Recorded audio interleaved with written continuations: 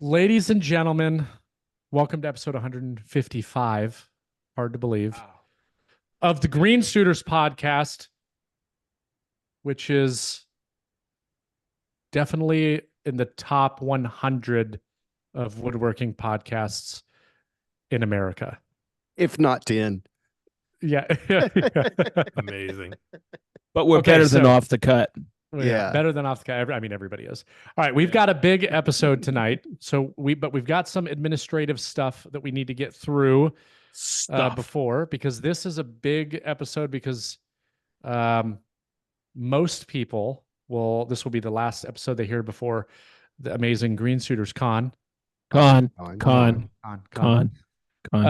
But before we get into that, so we have some giveaways that we need to do. I was absent last week, and so I was unable I didn't get the stuff prepared for the giveaway. So tonight we're just going to do a big giveaway. And the first thing that we're going to draw is we have the four $50 Amazon gift cards from Matt Hickman with Woodworking Deals Online, who happens to be one of our patrons. And speaking of patrons, you have to be a patron for our giveaways, and we have no new patrons. So this makes it a lot easier. So everybody that is a patron, your chances of winning just went up. So we're doing 4 of those, which I'm about to draw. And then we have not 1, but 2 woodpecker squares, because we got to make up for last week and this week, the mini square. Is that the 26 by 16? Sedge is holding the square next to something for scale. That's not the 26 by 16, is it? That is not. Maybe it is. Maybe it is. I do have a large melon. Yeah. So let's do this. Let's do something fun tonight. We'll do 2 of the Amazon gift cards, and then we'll do a square, and then 2 gift cards and a square. So first winner, who is it going to be? Wheel of names. It is spinning. It is spinning. Break the deal. Spin the wheel. Man, we have hundreds and hundreds of entries in this thing. Nice. Travis Drury. Travis Jury. Travis Drury. Congratulations. That was Drury. a $50 gift card. That was a $50 gift card. Now we're going to do another $50 gift card. Who's number 2? It's so cool that one of our patrons wanted to sponsor the giveaway. That's awesome. Kind of like Patrick and Michelle with Leather by Dragonfly. Jody Spragley. Yeah. Spragley. Yeah. Congratulations, Jody. Spradley. It's morphing. Yeah, sorry. Sprad something. Sorry, Jody. I probably butchered that. Okay, first woodpecker Jody. square. Who is it going to be? Wonder if there's a way that I can make this spin faster. Oh, I can't see the name because there's so many. Mr. Eric Brzezinski. Look at that, Sedge. You don't even have to ship that one. Mr. Brzezinski, I will bring it to the meetup. Well, Yeah. how convenient is that? I know. It saved me $252 on shipping. And Yeah, 32 shipping is cents. outrageous these days. I Yeah, know. especially for tiny 252. packages like that. Crazy. All right, here we go. Next Amazon gift card, $50 from Matt and Woodworking Deals Online. Who's it going to be? Who- Jerry at GA Woodshop. All right. Maria GA. He's in Sugar Grove, Illinois. GA. You love to say that to Woodshop. make all the Illinois people mad. I do. Hey, Ronnie, we must be up to like what, 200 million in giveaways now? Not yet. Not No, yet. we're almost. we're on After the this verge. one. Yeah. After is this the one? that's going to send us over the top. We're $6 short. Oh, come on. It's rigged. Guess who just won the 4th gift card? Patrick. Leather by Dragonfly. Oh, No spit it, way. Yeah. No Dragon. way. He Oh, just why wants am a I free writing mouse that? pad. Yeah, Look, there's a oh, mouse hey, pad. There's mouse Mouse pads. pads. Yeah. Mouse pads. I've got mine. Oh, Mouse pads. Where's your mouse pad? Where's your mouse? Oh, Hold on. Mouse pad. mouse pad. We all Represent. have mouse pads. All right. Mouse pads by Dude. Patrick.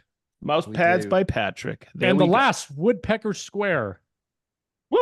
Man, it's so fun. We should just do an episode sometime of just giving just stuff away. nonstop. It's This like is like Oprah. being on Oprah. Yeah, it's Oprah's. It favorite is. thing. You get a car. Yeah. You get a car. You get Yeah. a car. Joe Lair. Joe Lair. Lahr. Joe Lair. Joe Lair. You are the winner of the second Woodpecker Square. And make sure we get your address if we don't have it Yes. already. Yes, I will be Yes. reaching. Well, we don't need Eric's, but Joe, I will be sending you an email or writing you on Patreon. We've been having issues getting addresses for some reason. When Patreon was originally set up, addresses weren't asked for. And when Nicole changed a bunch of stuff around, she actually made it to where people have to do it. The problem is that that only includes patrons for this year. Okay, so congratulations to everybody who won the giveaway. Huge thank you to Matt Hickman, again, one of our patrons, for doing that. We thought that was really, really cool. I don't know offhand who the And? giveaway sponsor for this month is yet. And Woodpeckers, thank you very much for Thank those you mini very much, squares. Woodpeckers. Yeah. And we will see you at Green Suiters Con. Con. On. Con. Con. All right. There we So go. speaking of a Green Suiters Con, so this is the last. This will be coming out the week that we're going to Green Suiters Con. I want to make a couple of quick announcements. I've tried to do things the best that I absolutely can in terms of getting the word out there and trying to track who's coming. Obviously, we learned a lot from this, and we'll be doing it very differently next time. And I think we have a pretty good 98% solution. I just want to publicly state once again, and for the final time, that the event is now closed. And if we are not tracking that you are coming because you have either booked the room or you filled out the survey that I sent out to get the specific information about you and who you're bringing, then I just need you to understand, if you're one of those people and you happen to live local and we weren't tracking you coming, if you were to show up, just understand that the benefits of the meetup are based off of the numbers that we were aware is coming. I just want to put that out there now. I don't want any drama. I don't want you to think that we're not appreciative, but at some point we have to cut it off and we have to plan, and that's exactly what we did.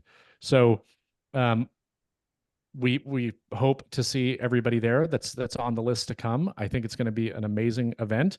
And with that, I think it's going to be an amazing event because we had a lot of really great sponsors. And I wanted to at least one time share every single one of the sponsors. For those of you watching, you see this really cool banner that's behind me that I Very just had nice. made today. So cool. That So will be at the cool. event. Is that hand painted?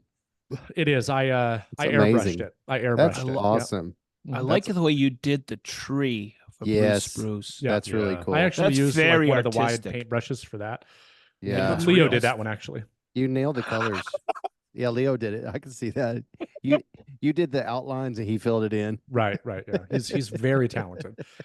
So, without further ado, we just want to publicly thank the Green Suiters Podcast. Wants to thank the following companies for all pitching in, and I'm telling you, we have a lot of stuff and a lot of really great stuff.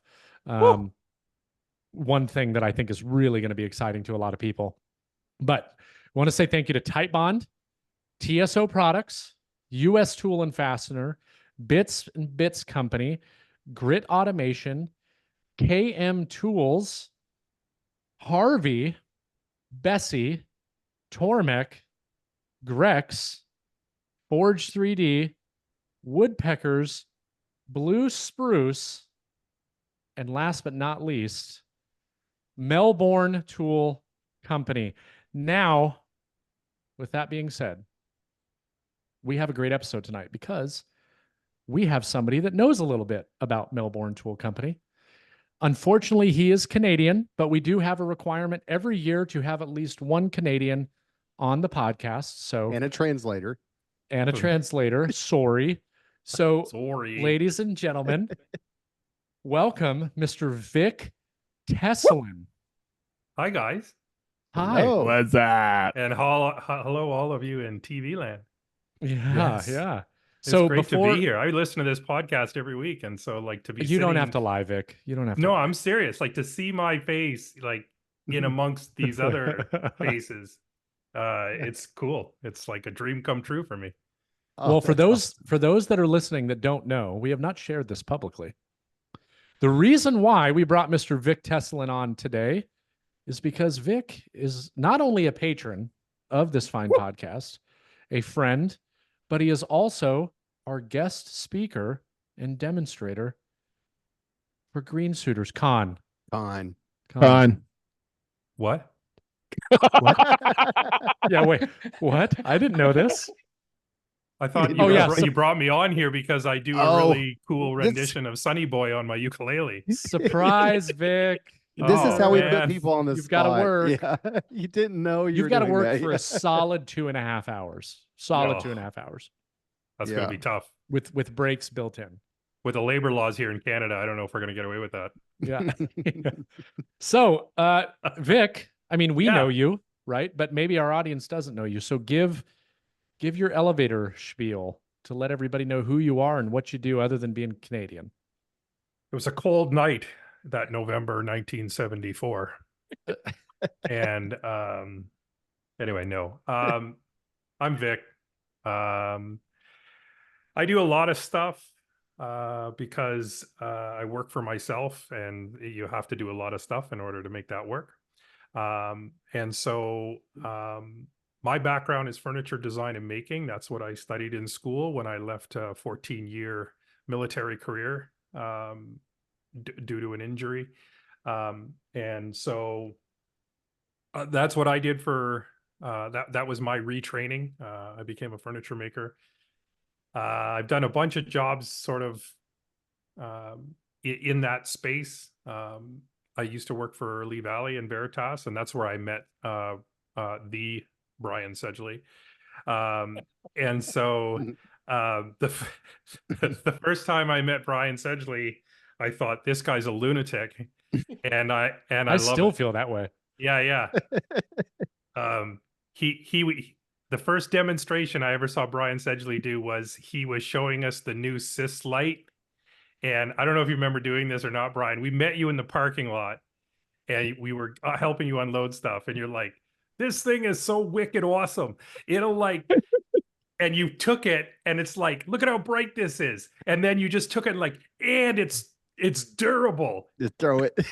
And he tosses it across the parking lot. Ting, ta, ting, ting, ta, ting, ting, ting. And I'm like, all right, gonna get along good with this guy. That does not sound like anything Sedge would do. Oh my No. God. No, not at all. I used But to that- have so much fun going up there to hang out with you. And the camera guy was Sean, right? Yeah, Sean Altorio. Yeah. Oh my God, you two guys, you made my time up there. We had so much fun. Well, we didn't take it seriously, right? We were, Yeah. we wanted to have a good time and we wanted to make it fun. And, Yeah. woodworking can be boring sometimes if people, if you let it. Yeah. And so we didn't let it. And so that's good. But yeah, so then in the meantime, so I've written a couple of books on working with hand tools, and that's not because I'm a hand tool woodworker only. Like, let's dispel that myth right off the bat. I have lots of power tools. I have lots of machines. I have drank the Tormek Kool-Aid and the Festool Kool-Aid. And so the reason I wrote those books was because I got tired of people telling me that they couldn't woodwork unless they had a table saw, or they can't make noise, so they can't woodwork. And I knew that wasn't true. And, my whole goal in life has been to sort of make new woodworkers because I enjoy it so much. You guys enjoy it so much. We just want everybody else to discover it and enjoy it. I'm kind of like a woodworking Jehovah's Witness. Like, I'm looking to convert, right? I have a quota.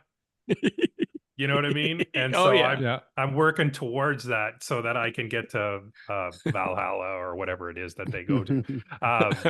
Anyway, so if that hasn't put off some of your listeners already, we can move on to some politics. Yeah, now. no offense. I think I stayed at a Valhalla in Hollywood, Florida. It's a nice hotel. I bet. Yeah. Anyway, so I just, woodworking is one of those things that, like, who cares how you do it? Like, if you have all the tools in the world, if you don't, or, if all your tools are green or if they're red. But anyway, doesn't matter. The point is that I just wanted people to, like, even if it was like an entry level thing, you know what I mean? They're, think of some 25-year-old who just has a young family and can't make a lot of noise, doesn't have a lot of space, all those sorts of things. You can still do it. You can still do those sorts of things, and it's not a big deal. I don't think you're right because people tell me in the comments all the time that I'm wrong. So, you know, obviously you're wrong because they've been doing it for like 20, 30, 40, 50 years and they're experts. That's my morning messages almost every morning. I read, well, I'm wrong every morning. That's amazing. And just for the record, just because you've done something for 40 years doesn't mean you're doing it right. Yeah. That's how they What do you back mean? that's What how do they you back mean? up what they're saying. Well, that's right. I've Well, I've been doing this this. for 40 years, and it's And like, with wow. that said, I will say no one copes. Yeah, well, we could have hours of discussion on idiots on the internet and how they affect our lives, but anyhow, yeah. So I've done that, and then I teach. That's my sort of primary gig. I teach privately now. I don't do a lot of group classes because what I've discovered is that whenever you have a group of students, you have some people who get it right away. You have others that are like should consider knitting instead, and then everybody in between, and it's really difficult to set the pace because half the class is bored and the other half is struggling, and it's not fair to everybody because everybody's kind of not getting what they're looking for, and I don't like doing the sort of like the courses where you show up and like a machine gets set up and then everybody goes through that machine and then another machine gets set up and then everybody goes through that machine, because you're not really learning anything at that point. You're just following the guy in front of you. But yeah, so now I've decided that I'm just going to teach privately only. And so I work with each individual student, figure out what their learning plan is, figure out what it is they want to learn. We work with what tools they have, so that, I'm not showing them, like, I don't pull out a domino if they don't have a domino, because it's no good to them. A lot of my students are going to have to get a shaper soon, because I'm going to start doing everything with that thing. I'm with you, Jason. I'm in love with that machine. I just released the next video that's going out. It's about the shaper. And I put it out on my Patreon for certain tiers that have access to early release of the videos. And that video excited me so much because I'm like, every single person's been like, I can't wait to see more videos on this. It's such an incredible tool. It really is. Cool. It can Super replace cool. so many tools in your shop. Oh yeah. It's amazing. Yeah, for sure. It's And templates. oh, yeah. Yep. templates. I just threw away my about 5 circle and elliptical templates. I don't need them anymore. Yeah. I'm excited about it's- bending jigs because you can, like, Yes. you know what I mean? Yep. You can just cut the pieces and just, they're Yep. perfect. Every one of them's perfect. You can put registration pins in them so that when you put them together, they're perfect. Such I a just have to yes. farm that out to a guy God. who had a CNC. Like, Mhm. you know what I mean? Because doing it, the old school way was a nightmare. I should have, Mm. man, we should have reached out to Shaper and see if they would have given away a damn Origin for this meetup. Oh my God. That would have been Can you imagine? amazing. I don't think it's too late. It's not You- too late. Do you know what it'd be amazing is, I just thought about this because there's a sponsor on that list for the giveaway, and they said, "Do you guys have tables there, like selling booth space at the meetup?" Yeah, we talked well, about that's that. yeah. They- Certainly that'll be a conversation next year. Because they said, "Man, we'd love to just come and hang out with you guys. Yeah, I we'll remember, have a table there, but we'll just mingle with everybody. We want to go see Vic speak." I remember we purposely decided not to do that this year, and we talked about maybe next year. I remember us having that conversation, just Oh. because of logistics. We wanted to make sure everything went right, and we didn't want to have to worry about that whole aspect. But we're totally talked about that being an option next year. Yeah. I think it Yeah, will be. I think it's such a great idea because, people have questions about tools or, glue Right. or, whatever. Yeah. I think went it'd to be the awesome. event that Fine Woodworking did up in New England at Bob Van Dyke's shop. And that was awesome. Like, they just had they didn't have like a ton of people. They just had a few sort of, folks, and they were able to sort of answer questions and mingle with people and chat. So it wasn't like a selly sort of Yeah. atmosphere. It was more just like a hangout chat, sort of thing. Vic, your Good. name came up in a conversation. I was on the phone with somebody today, and your name came up. I didn't bring it up. He did. Who Was were it you an talking to? OnlyFans conversation? It Yeah, was. It was buddy. that. Yeah, it's the OnlyFans. That's right. Hartville Hardware. Melbourne is in there now. They are, yeah, Heartful Tools. I'm so Oh, stoked crap, I about that forgot because about that that. place Wow. is so awesome. Like Amazing. we've heard up here in Canada, like the talk of that place, and like they do the tool show and like all that stuff. So we're gonna be at that tool show. Okay, so I asked Mark, Mark Hoblance, he's the big Yeah. wig there, Yeah. and he's a good friend of mine. And we were talking about what my stage presentation is going to be this year. Mhm. And I said, please tell me, because he said, I just brought in Melbourne. And I go, well, I'll probably be talking with Vic tonight. Please tell me Vic is coming. And he goes, I'm trying to get him there. Oh, I'm That's already the- there. Okay, Oh, so good. Yeah, we yeah. all stay at the Comfort Suites because we start at basically 7:30 to 7:30 at night that first day. Right. But then we buy a bunch of pizza pie and drink a few beers in the lobby of the hotel. That's where everybody meets up. It's pretty awesome. What Is that are the legal in dates of this States to again? have pizza and beer? Yeah, Yeah. it's legal. Okay. The weekend don't- before. You Weekend don't before have to Thanksgiving? stand outside. Outside. Outside. Outside. Sedge, is that the weekend, the 23rd and 24th? Before It's right before Thanksgiving. Thanksgiving. It's the yes. weekend before Oh, Thanksgiving. 16th and 17th. Yeah. Yes. Okay. Vic. I need to book that room. You Vic. have never seen a show like this. It's so much daggone fun. I Vic, think don't go with the think van. Ernie, my buddy Ernie is always presenting too. Ernie Conover. Ernie Conover? Yep, he's always there. Yeah. That's my biggest suggestion. Don't go with the van. Yeah, 'Cause you will, you just keep taking trips out there and you don't really realize how much when you're there 2 days, whatever. You keep was- going, well, I need to get this. Well, I And they're need to not get bought a that bunch of far from random me. crap. They're only a 4.5 hour drive Yeah. Oh, from where I really? live here in That's Canada. that's closer than for me to get there. I right. think that might be about closer to me too. I don't remember how far away. Where was that? Hartville? It's I think six- it was. It's a straight 6 hours for me. Yeah. Wow. So I'm the Yep. closest. That's crazy. So I was going to ask you, in Canada, what would you be over in Canada? Like, you know how some people are like Vancouver. What were you? Will you be over in the? So our closest port it would be Niagara Falls, New Okay, York. so you're not. That's why you're so close. Yeah, I usually cross at either Buffalo or Niagara. Mm. And then I went to a class at the Wendell Castle School, Oh yeah. which is in Rochester. Yep. Rochester. Rochester Yeah. at RIT.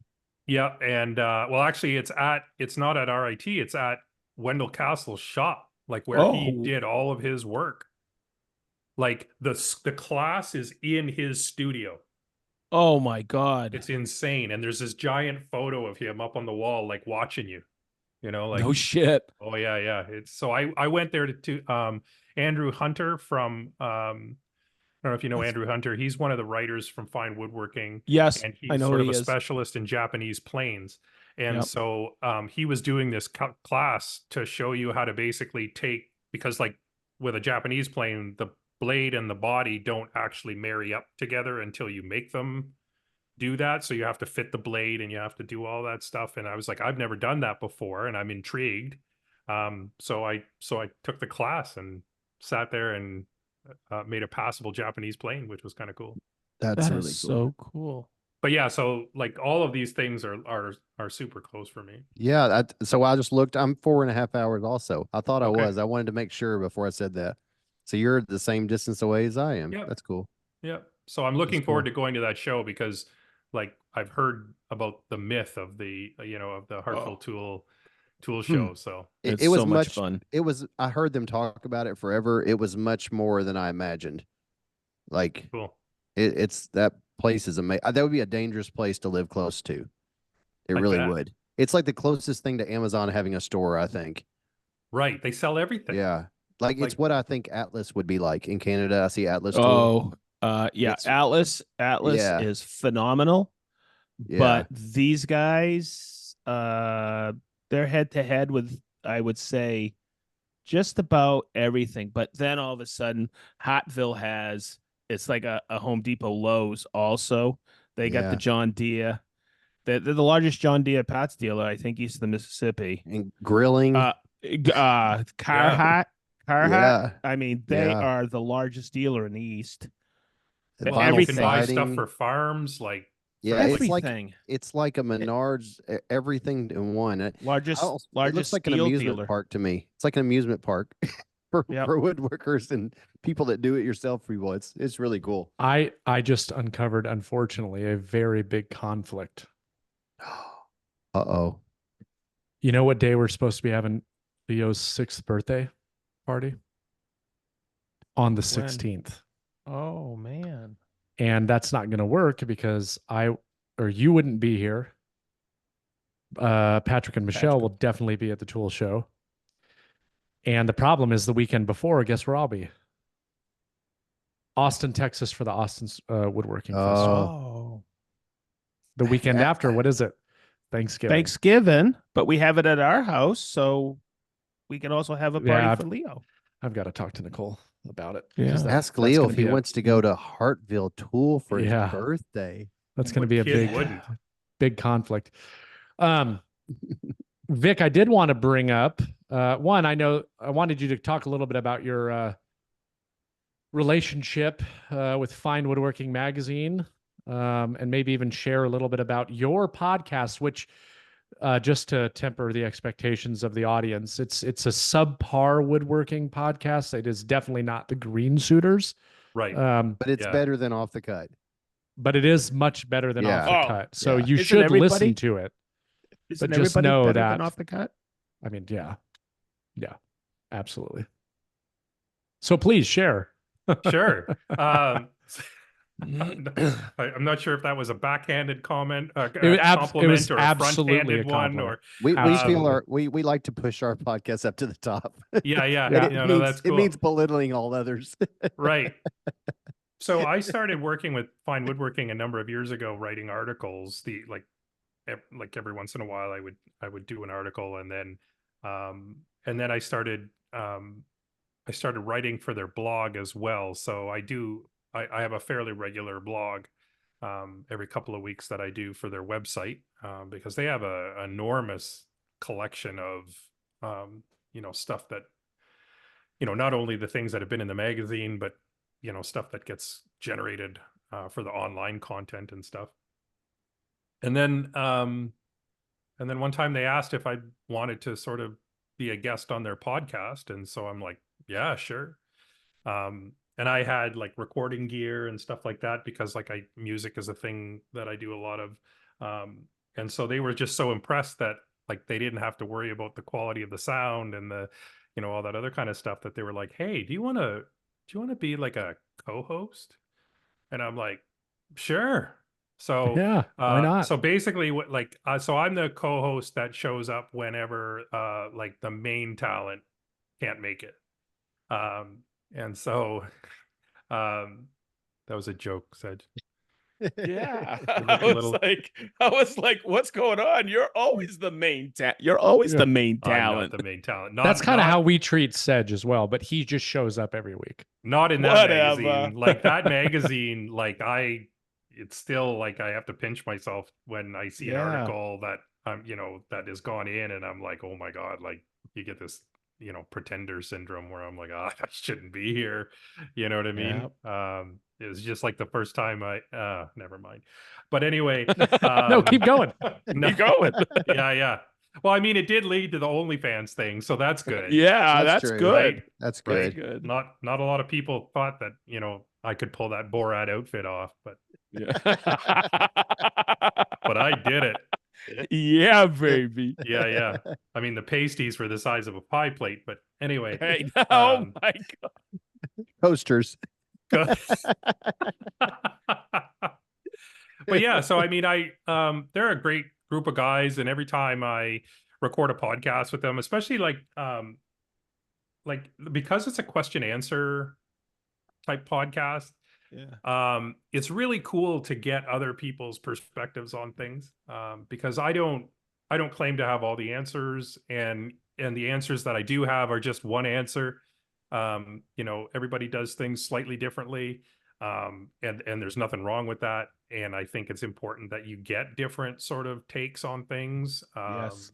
And the nice thing about it is that it's sort of all in one sort of curated spot. So like, like if you want to find the most efficient way to do things, you ask Mike Pekovich, because Mike just like, he takes very complicated processes and breaks them down to a point where it's like doable. And his brain just works that way.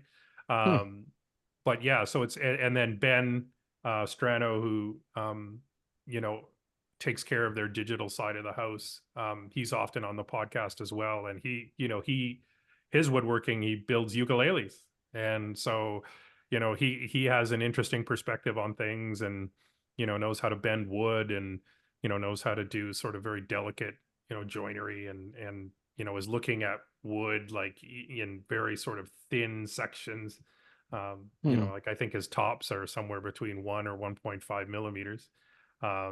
Wow. A millimeter, by the way, is a unit of measurement in the metric system. And so the rest of the world uses it, with the exception of 2 countries. Myanmar is one of them.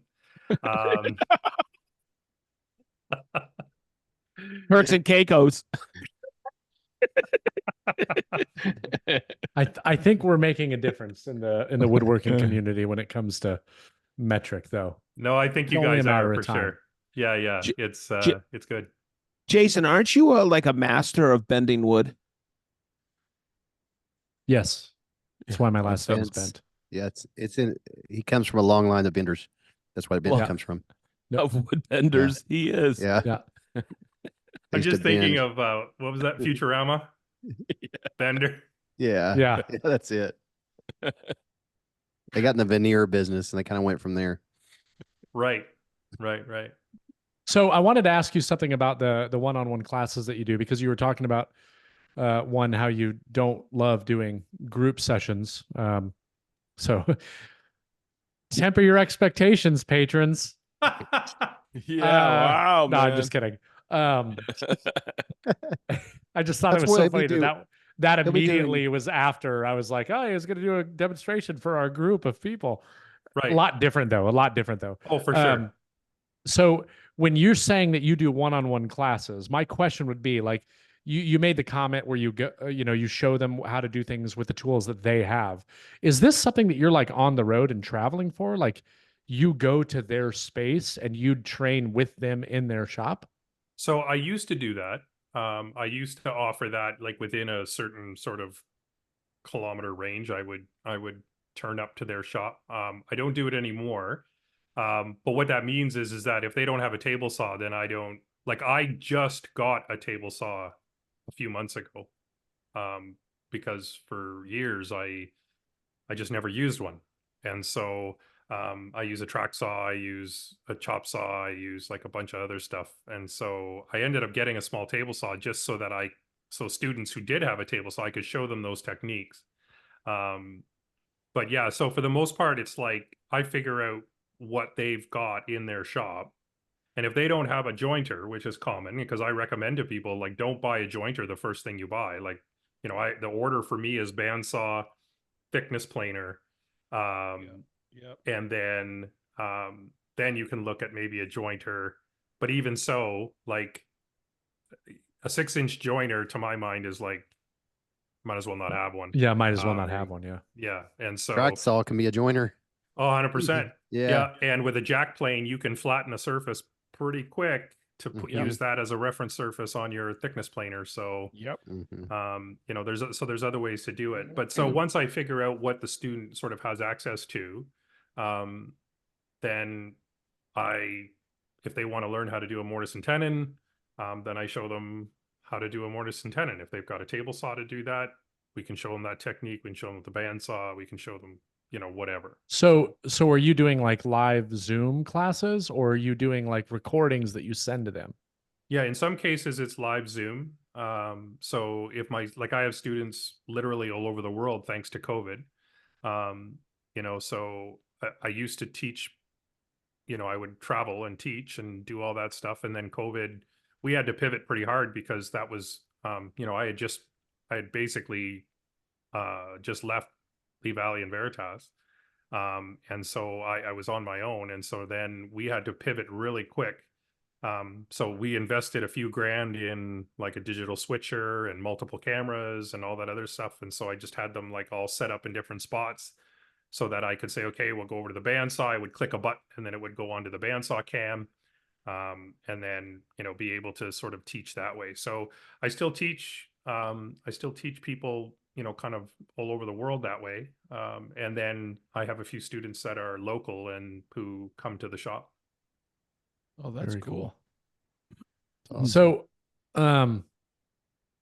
I led into introducing you because of Melbourne Tool Company, and I think this is a really good platform to discuss one, what Melbourne Tool Company is in a market that has so many other, you know, mega names that people are so familiar with. Sure. So talk a little bit about what your involvement is with them, what the tool brand is, what they offer, and what your thoughts are, being somebody who came from Lee Valley and Veritas. Yeah. Right. Yeah. So really the company was born from just a difficulty in access. So in Australia, everything is very expensive because it has to, you know, it's either got to be shipped in or it's got to be flown in. And so when you look at basically what our options were, and we're in the same sort of boat here in North America, where when it comes to hand planes, we have like premium planes, right? And then we have plane-like objects that like they look like a hand plane, but they're, you know what I mean? Not really. And Right. so that was our choice for years, right? And then intermixed in that was Stanley vintage tools that, you know, if you had the wherewithal to hot rod one up and get it to work, but even when it was hot rodded up, it was still just okay, right? Because, you know, when people say, oh, they don't make them like Stanley used to, and it's like, thank God for that, because you know, they didn't know a heck of a lot back then. And by the time we did start getting into like more advanced technologies, the accountants had already driven that sector of the business into the ground. And so, you know, it wasn't a thing anymore. So take that problem that we have in North America and then make it worse by those premium tools that are really were the only thing worth using. Going down to Australia, people are paying $500-600 for a jack plane, right? And like that's a lot of coin. And so this company, so Haig Haswell owns a company called Timbacon, which is basically a tool store. And he started, well, first thing he did was he hired an industrial designer.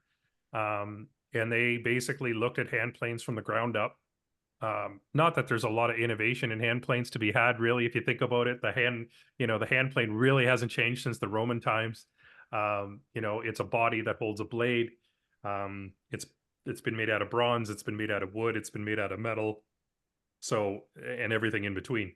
So he basically looked at how can they sort of like what do they want the offering to be? They didn't want to be for the hand tool only people, right? Because that's such a small group of people that, you know, don't use any power tools at all. And so their idea was like they wanted to target the woodworker who is a more of a hybrid woodworker, right? That's going to use power tools and hand tools in conjunction. And so that means that the list of tools that you need to make is relatively small, right? There's 9 tools right now. There's discussion of a 10th that I'm trying to convince them of, but we'll see if that happens or not. But the idea is that they wanted affordable planes, but they wanted affordable planes that worked out of the box, that you didn't have to like take out and like fix the body and like flatten the sole. And like, they wanted it to work. Like all you did was just take the blade out like you would, sharpen it, put it in the plane, and it's going to work. That's what they wanted because that's the expectation, right? And so they came up with their designs, and then the way to get it affordably made was to bring it to China. And so, but they didn't go to a Chinese plane maker because that's a known quantity, right? We know what that looks like, right? And in a lot of cases, it's not the best. And so It's called a rock. right. So so they went to a different company altogether. They went to a company that basically specialized in making tool and die stuff and scroll chucks for lathes. And so, because they knew that those guys, they'd never made a hand plane before, but they knew that those guys would understand flat, square, tolerances, because like if you're doing tool and die work, right, it's got to be bang on. And a scroll chuck for a lathe, like that's not a trivial thing to make and make it work well. So they turned up at their door with a bunch of drawings and say, hey, can you make these? And they said they didn't know, but they were going to try. And they did. And what they came out with was insane. So I agree. Yeah, I didn't want to like them. Right. I had made a relationship with these guys in Australia because I had taught down there at a couple of events a few times and got to sort of know a few people down there. And so Haig, the owner, had asked me if I would be willing to take a look at the planes. And I kind of like, yeah, okay, I'll take a look at your planes. And so so I got them. And so I was like, I was ready. I had everything I needed. I had my feeler gauges. I had my surface plate. I had my straight edges. I had everything all ready to go.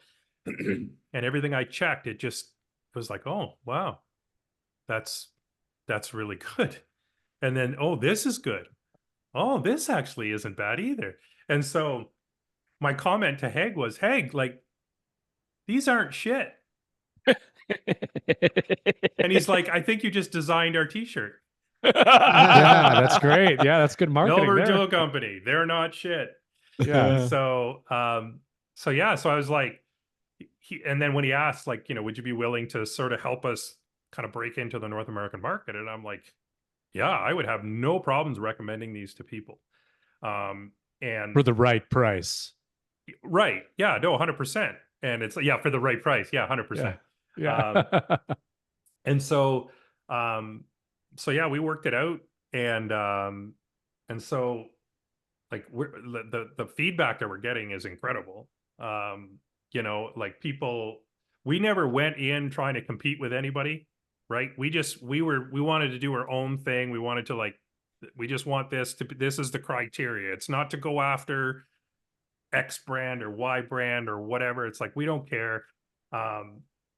And it's surpassed my expectations for sure, and I think it's surpassed a lot of people's expectations. And you know, I had a great conversation with Deneb Payolsky from Lee Nielsen. Oh, cool. Because Deneb and I have known each other for years, because I was the Veritas guy, he was the Lee Nielsen guy, and so you know, we'd be in England together doing like all the shows. And you know, everybody thought we were mortal enemies. Meanwhile, we're sharing a car and going for dinner, and like, you know, we don't even talk about hand plays. We just talk about what the kids are doing and all that other stuff. But anyway, I talked to Deneb at that event in New England, and he said, so tell me about these planes. And so I was telling him about them, and he's like, you know, he says, I think this is great. I said, if people can get their hands on a plane at an entry level and have a good experience with it, that bodes well for us too. Yes. Because if their budget increases and they want to have something that's made in USA, then guess what? Yep. He said, if those people don't have a good experience with a hand plane, they're just going to say, forget it. Hand planes are stupid. I'm not doing that. That was me. There's an old saying my dad would say, when the tide is in, all ships rise. 100%. 100%. You know, a good, healthy competition is good for everybody. Yes, it is. For sure. And again, it brings it's like innovation. Yep. Yeah. And like you know, we've always said that like we're not claiming we're the best. We're not, you know what I mean? Like Wood Magazine did a review recently and we got best value. And it's like, that's exactly what we were shooting for. Yes. We didn't want to be best, like top end, top of the line, because like that's not where this plane is being directed at. Right. I want the guy who has tried hand planes before, is frustrated, and says this is stupid and just puts the plane back up, whether it was dad's old hand plane or whether, God help you, you bought, something, that was, kind of in the $100 range. And it's like, ooh, Yeah. so that's Well, really what we were going for.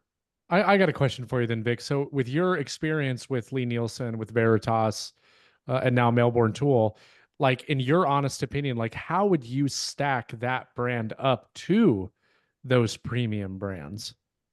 I liken it. So if I can make an automobile analogy, That's always a good one. Yeah. right?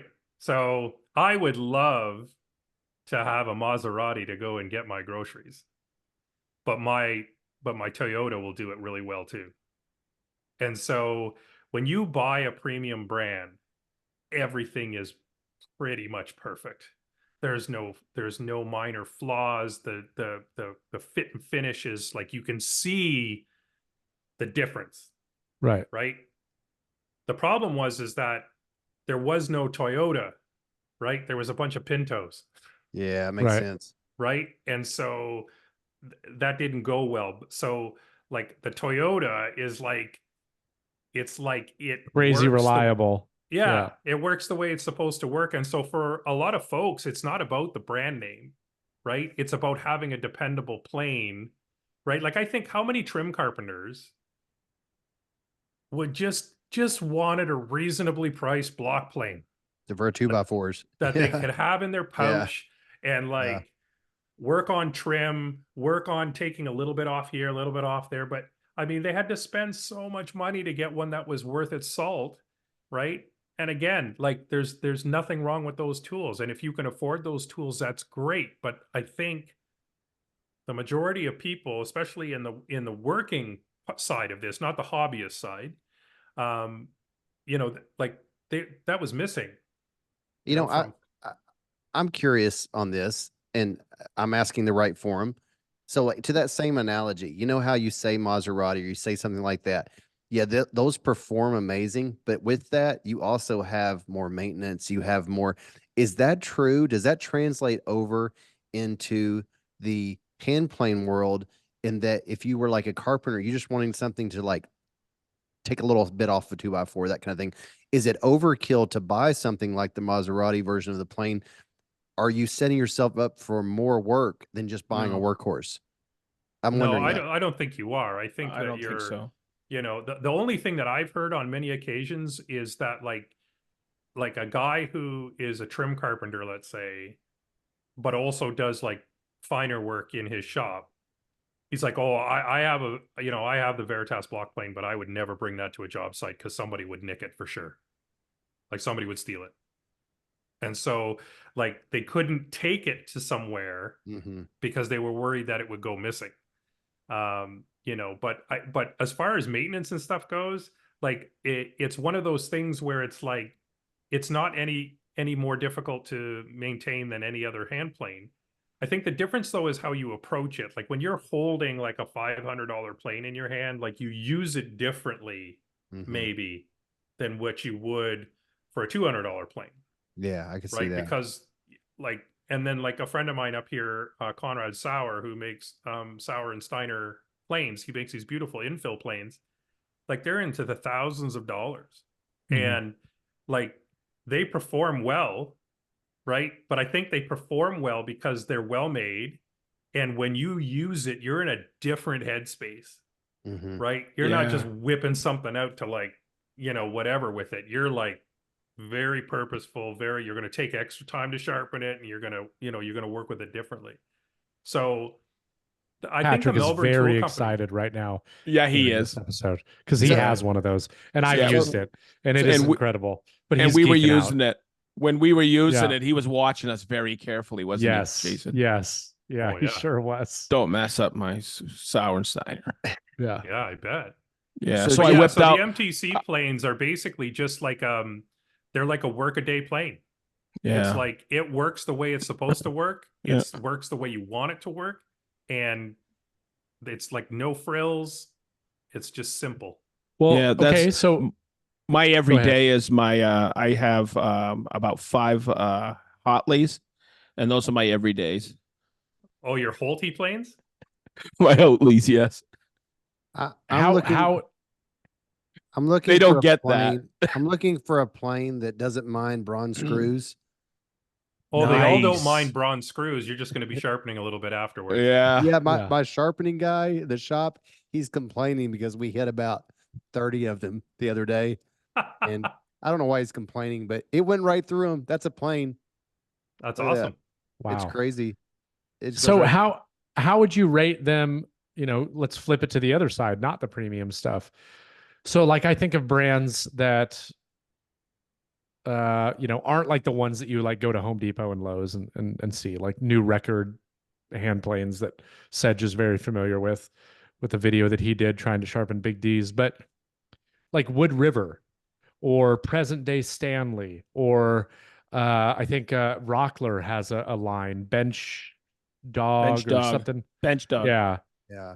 Like how would they stack up towards those? Like are these a superior? I don't know. I've actually never used a Melbourne Tool hand plane. I You only didn't have use mine? experience with no, I only have experience with like the really cheap stuff, or I have a few Lee Nielsen planes. So to be honest, I don't have a lot of experience using non North American planes because all the tools that I own were either Veritas or Lee Nielsen. And I mean, I still have them in my shop. They're beautiful tools. They're, you know, I love using them as well. So I can't tell you, is a Melbourne Tool Company plane better than a Wood River, right? Or is it better than a Bench Crafton?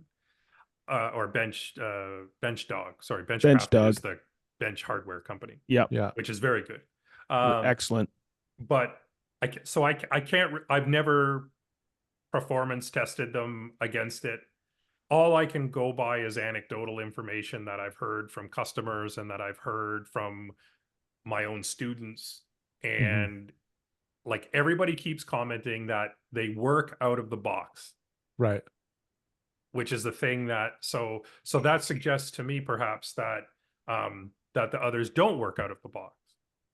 And I don't know that. I can't say that for sure. And I think the planes are successful at what they were designed to do, Yes. which is to be able to function as you would expect it to function, which is, again, take it out of the box. You don't have to flatten the sole. You don't have to fettle the mouth and you know, play with that. Everything is bevel up, which means that it's a single blade. You're not worrying about a chip breaker. You have the ability to open and close the mouth, which is crucial for tear out reduction.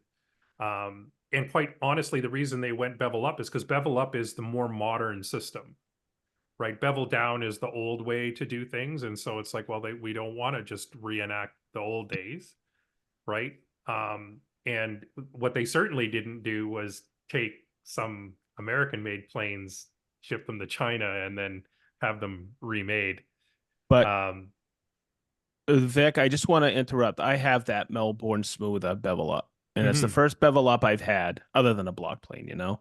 Right. And I'm going to tell you, I think one of the fit and finish on that when I got it was outrageously perfect. Okay, so yes, out of the box, it was spot on. Presentation, the foam and the cardboard box, everything was great.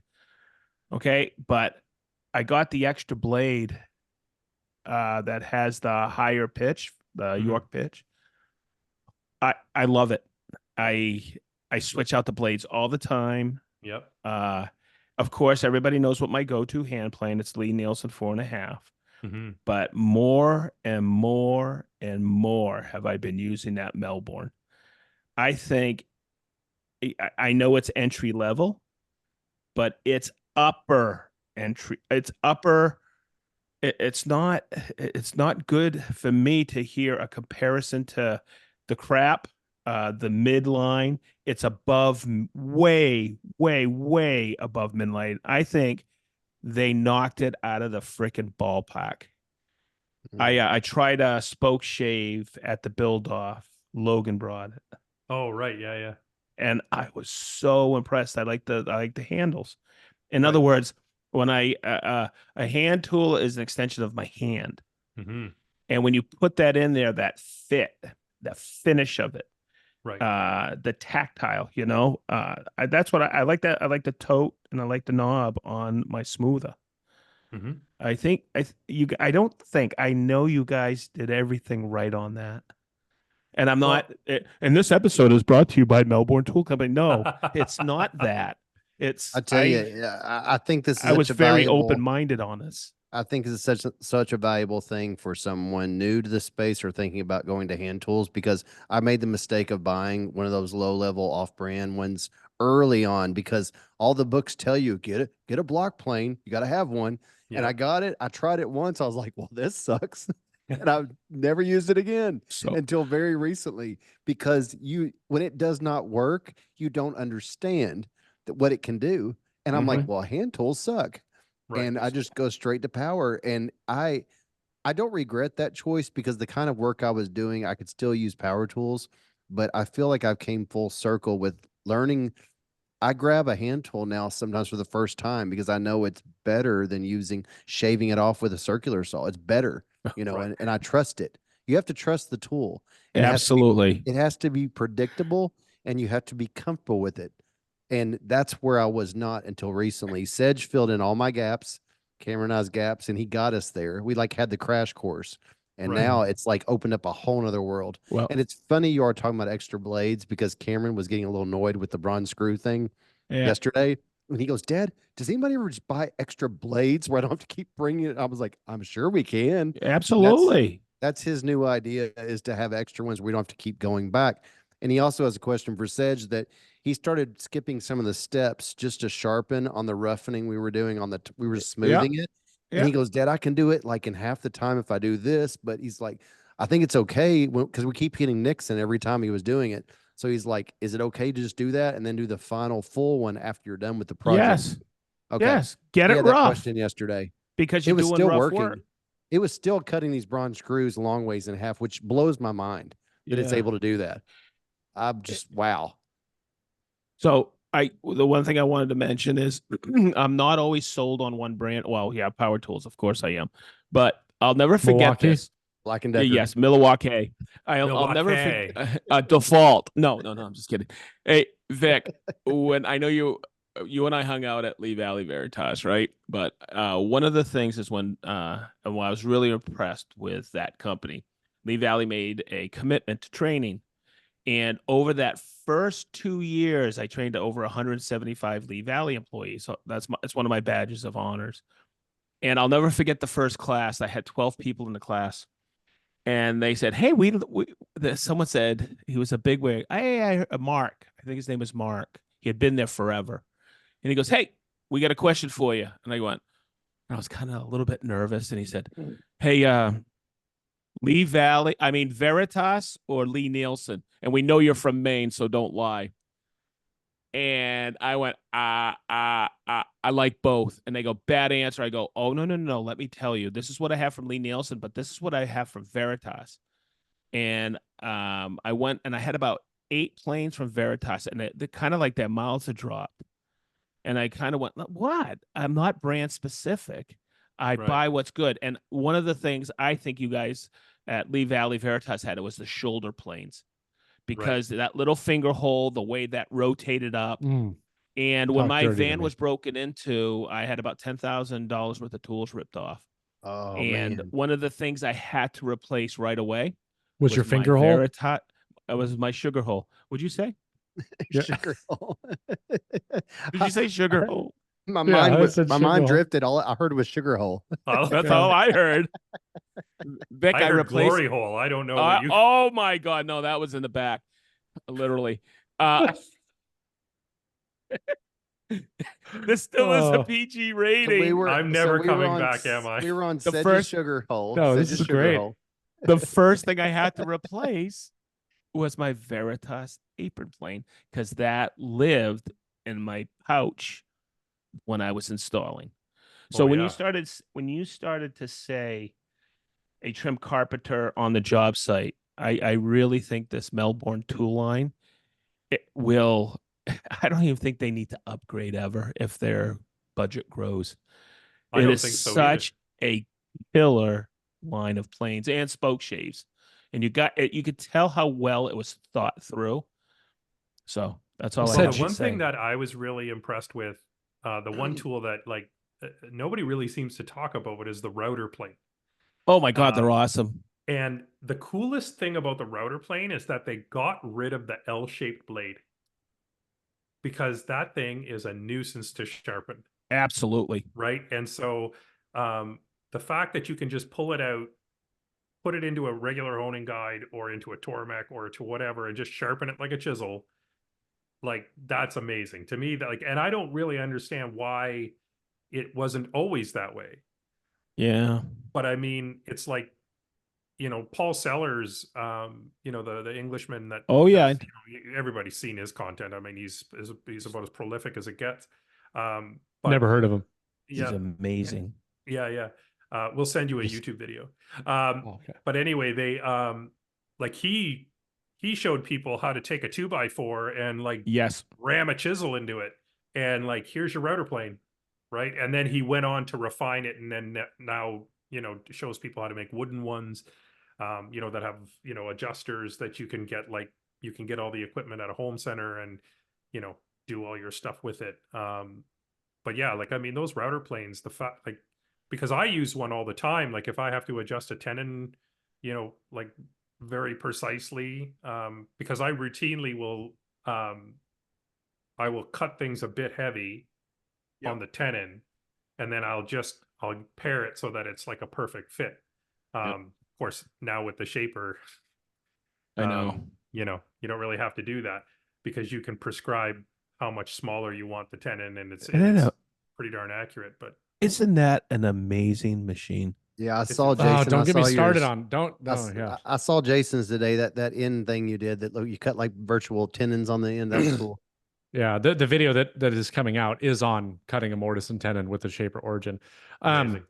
I wanted to mention for all of our listeners. So, U.S. Tool and Fastener is a huge supporter of our podcast and my business specifically as well. Guys are great. I know me, Sedge, and Ronnie. Matter of fact, for the last 2 years, Sedge has been going for years, but have gone out there and we've helped them in their booth. But I just wanted to let everybody know that U.S. Tool and Fastener is actually a distributor now I for was going to Melbourne ask that. Tool Company. What? I was going to ask. Yeah. I was going to That's ask freaking who the dealers. awesome. Recent addition. So Hartville will be soon, and U.S. Tool and Fastener now. Mm-hmm. Yeah, That's man. awesome. That's Taylor good. Toolworks. Taylor. I know. I saw it the other day. Yeah. And That's I awesome. thought that was wicked cool. and we met a bunch of folks down at Atlanta, and I was really bummed to hear that that I didn't get a chance to see anybody down in Atlanta, because I was stuck in the booth. I was basically chained to the bench. But yeah, Welcome to my world. Oh, you Yeah, were yeah. down there for IWF? yeah, Damn it. yeah, Welcome, Man, I welcome would to have loved my to grab a world. beer with you. Yeah. yeah. I didn't know until you got back on the podcast. Yeah. You were telling people that you had just got back, and I was like, oh dang. But you know, we met so many small mom and pop places that, like, they had no access to good hand tools, and like they beat a path to our place and were like, tell me about the tools, tell me about them, show me them, let me try them out, like all this other stuff. Like, we met this this amazing group of guys from Albuquerque that have like a wood store, and like their things are closing around them, and so the woodworkers in that area are having a really difficult time getting their hands on tools, and like people want to try to buy locally and they can't, and so they're starting to sort of broaden their scope, and so they're like, we want to sell your hand planes so that our customers have something that they can buy, you know. Mhm. So we were seeing a lot of that, which is encouraging. A lot of sort of smaller sort of mom and pop places that, you know, as well as like as well as the bigger places, but I mean, I don't know that, like, I mean, Woodcraft they've got their own gig. Wood So River. yeah, Yeah. the Wood River, and then Rockler's got their line. So I don't imagine that will That be in Sugar any Hole. of the big, Yeah. you know, Sugar whatever Hole. you call. Sugar holes. Sugar Hole Hey, routers, Sugar Hole router planes. Vic, there's two other things that I wrote down here while we were talking on Okay. things that you had said. Did you write down Sugar Hole? I wrote down Sugar Hole. C Sedge's Sugar Hole. I wrote down. I don't know why it said C. It's the Go to drawing your next week. OnlyFans later. Well, he just had it bleached, so yeah, Yes. yeah. Yeah. No, Yeah, that was so my let's taint. talk about the meetup because Or maybe he had it speaking of sugar bronzed. holes, That's like a good bleach taint. yeah. Woo. It only tingles for a half hour. So there's two things that I wanted to ask you. One kind of leads in, because we haven't said what your classes are going to be, and I've actually got it pulled up right here, and I think it'd be fun to at least Sugar get- Hole 101. Make yeah, your own sugar sugar hole. holes 101 And then you to give bronze people it as a little part bit- two. to get people excited about what they're gonna for the meetup. Our original idea was to, like, we were thinking we needed to do like classes, and like Ronnie was going to do something, Sedge was going to do something, and I was going to do something. We were going to have like stations set up where people like rotated between, and then we asked the audience, and it was surprising how many of them said we don't really care if there's classes, like we just want to come hang out and have a good time. So we're like, okay, well, what can we do that's a short period of time, and then we can facilitate all that. But I think the classes that you're doing are absolutely perfect, which falls in line with this episode, and it really falls in line with our audience, because our Right. audience is very, very in tune with higher quality tools. They like hand tools, they like that kind of stuff. So we'll save the one that's related to that for second. But the first one, earlier you had said that you just recently got a table saw, Yep. and that for the longest time you've got by with a track saw and nothing else. Mhm. So what I would like to know, because that's not typical for what I think most woodworkers would do. I think most woodworkers would say, I'm a woodworker, I need a table saw, because Right. that's the ultimate tool in a shop. Right. And then they eventually get a track saw. And when they get it, they're like, wow, this is really cool. It completely opens up my eyes on how I can do things. Right. But obviously there's a place for both. I'm interested to hear what your opinion was, going from somebody who started with a track saw and now has a table saw. Have you had that like eye-opening experience where you're like, oh my gosh, this is incredible? Or, what are your thoughts on that? I'm very interested to hear that. Yeah. So full disclosure, when I studied furniture making and was at the school, like, we had access to table saws, of course. Mm-hmm. Back then they didn't have like a table saw if it had a splitter, let alone a riving knife. And so the rule at the school is that you didn't rip solid wood at the table saw, because without a splitter and without a riving knife, that's when nasty things can happen. This kerf closes, pinches on the blade, and then sends it back, and that's when bad things can happen at a table saw. Thankfully now we have a little bit more in the way of common sense when it comes to having splitters and riving knives and that sort of thing. So I basically grew up not using a table saw to rip hardwood. And so the only thing I ever did on a table saw was use it for cross cutting with a sled, or dimensioning man-made products, right? Sheet goods, plywoods, things like that. And so, which in sort of the fine furniture world, a lot of that basically is used for substrates, for veneer. And so then move forward into, I get my own shop, and I start to realize, like, I have a 1-car garage shop, and like I've got this giant island of a table saw, and it wasn't even a big table saw. It was like it was a contractor's, like an old Delta contractor saw. And like that thing took up so much room. And then when track saws started to become a thing, I was like, well, this is the answer right here, right? I don't need, because I was still using my bandsaw, for the majority of my work. But I mean, now I had the ability to rip and cross cut and cut parallel, and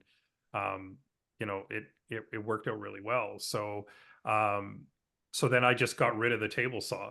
And then a friend of mine was giving his away not long ago, well, a couple of years ago, I suppose. And he said, do you want it? And I'm like, yeah, sure. I'll see if like this could be, I haven't had one in the shop for years. I'll try it out. It basically ended up becoming a cutting station for my track saw. I basically had foam on it all the time, and I would, the fence, I don't even know where the fence got put, because it was just basically a big cutting station. And then recently I bought like the smallest saw stop that they make. Yep. And because I wanted to be able to like teach techniques that you could do on a table saw. And I wanted the saw stop technology only because I'm running classes and I'm teaching people, and for insurance purposes, I wanted to sort of not have that become an issue.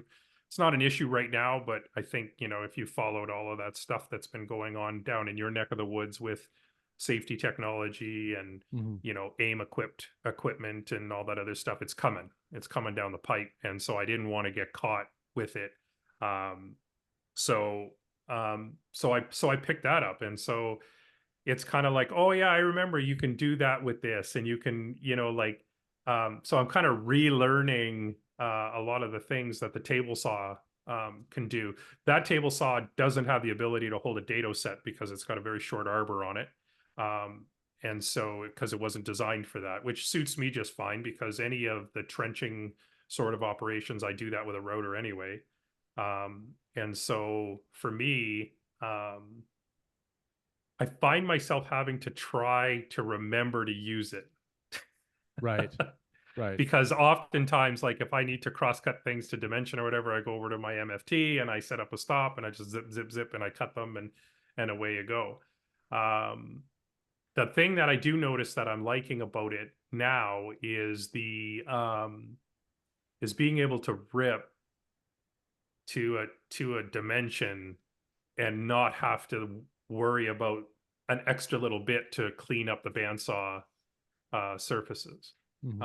So now, like, if I have a jointed surface on one side or jointed edge on one side and a table sawn edge on the other, both get taken care of with one pass of my plane to get rid of all the machine marks, and then away I go. Right. So that's a little bit better. But I would say that, like, I still sort of default to the track saw. And I also have come up with, well, yeah, it's just, and you use what you're used to. And so, but I think like a lot of people, like Fine Woodworking actually came up and shot an article that's going to show up down the line on that topic exactly, working without a table saw. And he's distracting, isn't he? Yeah. What? I definitely think that track saw would be the thing to add to your shop before a table saw, for sure. 100%. For sure. And that wasn't an option. And the problem is all the publications won't tell you that, because accurate track saws did not exist a very short time ago. Right. But now they do. And it blows away any older book that you may buy or a magazine article. But track saws are just amazing. Like I said, I mean, I use mine I have an 8-inch joiner, but I use it preferably as a joiner way before I start taking on a big long heavy boards, piece. especially. Oh yeah. Before I'm picking it up and trying to bring it through that, no, just use a track saw. It's anything awesome. over 5 feet, I will joint with a track saw. Yes, without a doubt. It makes so much more sense to take the tool to the work. Yes. Versus the work to the tool. It does. But I think the other thing that a lot of people don't think about is, like, let's say you take a really, bowed board, right? You take off so much more material. I mean, there are tricks that you can do to mitigate that, but you take off so much more material, because not everybody can have these really long in-feed and out-feed beds on a jointer. But even if you have the longest of beds, you're still riding that edge is still riding the edge of that in-feed table. So you always end up taking like way more material off the front. And then by the time you get it flat, the front is really an arrow. small and the back big is really wedge. big. Yeah. And so much time. So much time. Yeah, unless Gosh. you take the extra time to, you Mhm. know, make a pass on that front edge, flip it around, make a pass, flip it around, make a pass. But again, it's like it's what's easy as where I can take a track saw on that 7-foot board and I can put the edge of that track right where it crowns and just cut off the other pieces, then run it over the jointer and run it one time, and it's good to go. Right. But one of the things that you had said about forgetting that you have the table saw, it made me, it like triggered me a little bit, because it's so funny that you said that, when I feel like the more tools that we as woodworkers put in our shop, the more we forget the abilities that we have, right? And a really good example of that for me is like I bought the shaper. I only use the shaper on like very, like small tasks for like the first year that I had it. I forced myself on this previous build that I did, the nightstand Sedge that you saw that I did for Rick's daughter. I was like, I'm going to use this as much as I can. This built-in that you see behind me, I had the Lamello for 10 months before I ever even took it out of the sustainer, right? And like forcing yourself to use those, it's like it opened up my eyes as to like the capabilities that I have in my shop and how many different ways I can do things and which tools make them easier. And when you don't use those, or you go a long period of time without using them, what happens? You forget that you have those capabilities, right? Like a table saw is a great tool, but if you haven't used it for a long time, you fall back to what you're used to, which is the track saw, you know? And then when you bring in new tools to your shop that open up, like for me with the slider, now I have a sliding table saw. I almost never use my track saw now unless I'm breaking down bigger sheets of sheet goods to then take to my table saw. I don't need a miter saw at this point unless I'm cutting complex angles on trim. But for me, I don't do that a lot, right? I could get by now because I put this new piece of equipment in my shop that has all these additional capabilities, right? And so now I find myself using other tools less and less and less because of it. Right. It's really interesting how like the evolution of, what you actually think you need, what you do need, how that changes as you put different capabilities in your space. Well, and I always get people asking me, like, they see me joint a rough board by hand, like on the edge, and getting square results. And they're like, how the heck do you do that? And it's like, well, just forget that you own any other tool that can do that, and only use a hand plane. Yeah. And practice, and practice, and practice. And you'll and then it'll become second nature, and you won't even think about it. Yep. Because you have to get yourself to a point where you have what's called unconscious I just lost it. Muscle unconscious capabilities, where you just route competency, that's memory. what it is. Unconscious competency, where you just basically don't even think about it. Yeah. And I don't remember when that happened. I don't remember where I had to stop thinking, oh God, I gotta grab a hand plane and try to get this thing flat. And, I don't know when it changed to a point where I don't even think about it. Just reach over, grab the tool, and do it. It's almost like you said something earlier about a jack plane and getting a reference surface. It is very quick, but you have to use a hand plane. People don't use a hand plane. I do it all the time. Yeah. Somebody says, have to be you pretty, don't does have it? you don't have a joiner? I go, no, I don't need one. I get a track saw. And what about wider boards? I go, a hand plane. And they go, oh, that's too much. Okay, I have a question, because I know we're nearing the end, but I want to ask you this. We can go a little longer if you guys are okay with it. This is the kids can stay up later because the guest is here. Oh, nice. Oh, cool. My son's already asleep because we're editing, or we're doing this way later than usual. Right. I got one for you. Okay. We were talking about hand planes. I know Melbourne doesn't make hand saws. Right. So dovetail saw. Yeah. Whose do you have? What brand? Because I just got a new one, and I can do you have the blue spruce? Tell me that ain't the Mac Daddy. I love that thing. So, yeah. So you went for a tour of the place, Yeah. right? You were there the week before I was. Yeah. And so when Jared explained to me how he was doing these tooth lines, I was skeptical because I always heard that, like, when they talk about a file or a rasp, they say a Yep. hand stitched rasp is better than a machine stitched rasp Yes. because it doesn't leave predictable marks, Yes. right? And so I was always told the same thing about saws, that a tooth line that's been hand sharpened and formed is going to cut better than one that has been done on a machine. And so I was a little bit skeptical, and then I got them in my hands and I tried them out, and I was a little shocked at how well they cut, how quick they cut, and Oh. how straight they track. Yes, that's what I was gonna say. It's like on rails. Yeah. It's like you can't make it saw bad. I am which is so weird. impressed with it. Yeah. No, I think it's pretty cool. And I use all kinds. Like I have saws from Bad Axe. Yep, me too. I have saws from Blue Spruce. I have a whole host of Japanese saws because Yep. sometimes that's the one I want to use. Me And too. it's like it depends on the day. Like if I'm cutting Yeah. a dovetail, it's like, do I feel like doing it Japanese style, or do I going to do it, like I just kind of like how I feel that day. And so they're pretty sick tools. And Jared's not operating on the same Nope. wavelength as the rest of us. Nope. He's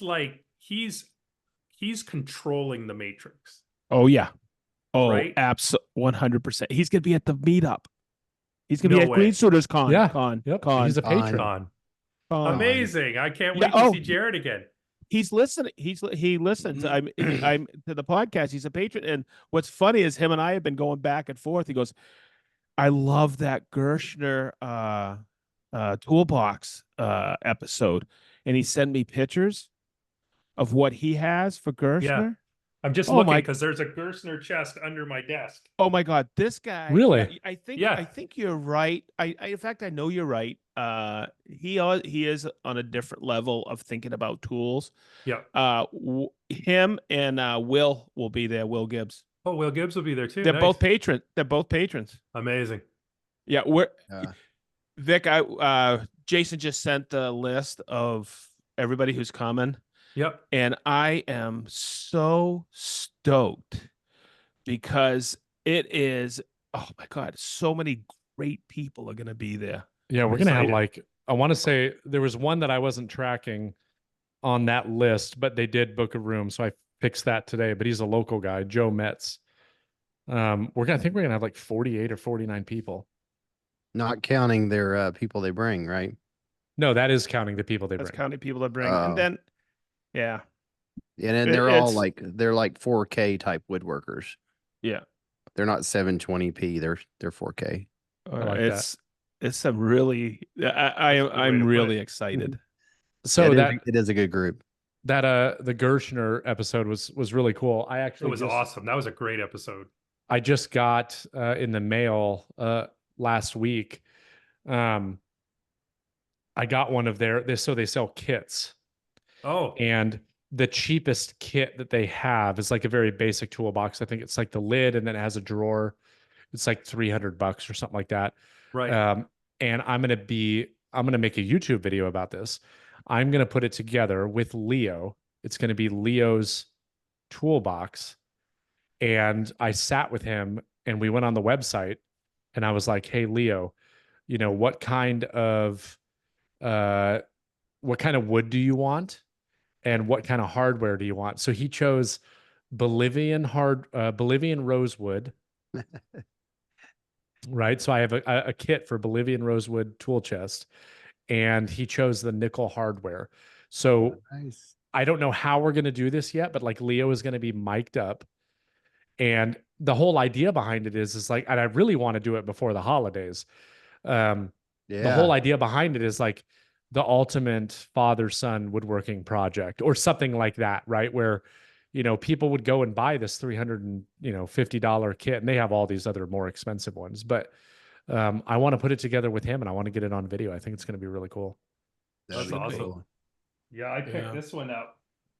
This one is a walnut, Wow. and like look That's at beautiful. how amber it is. Like, Yeah. Look at that. you know what That's I mean? a very light walnut. Yep. Yeah, it is. And I haven't dated it yet. But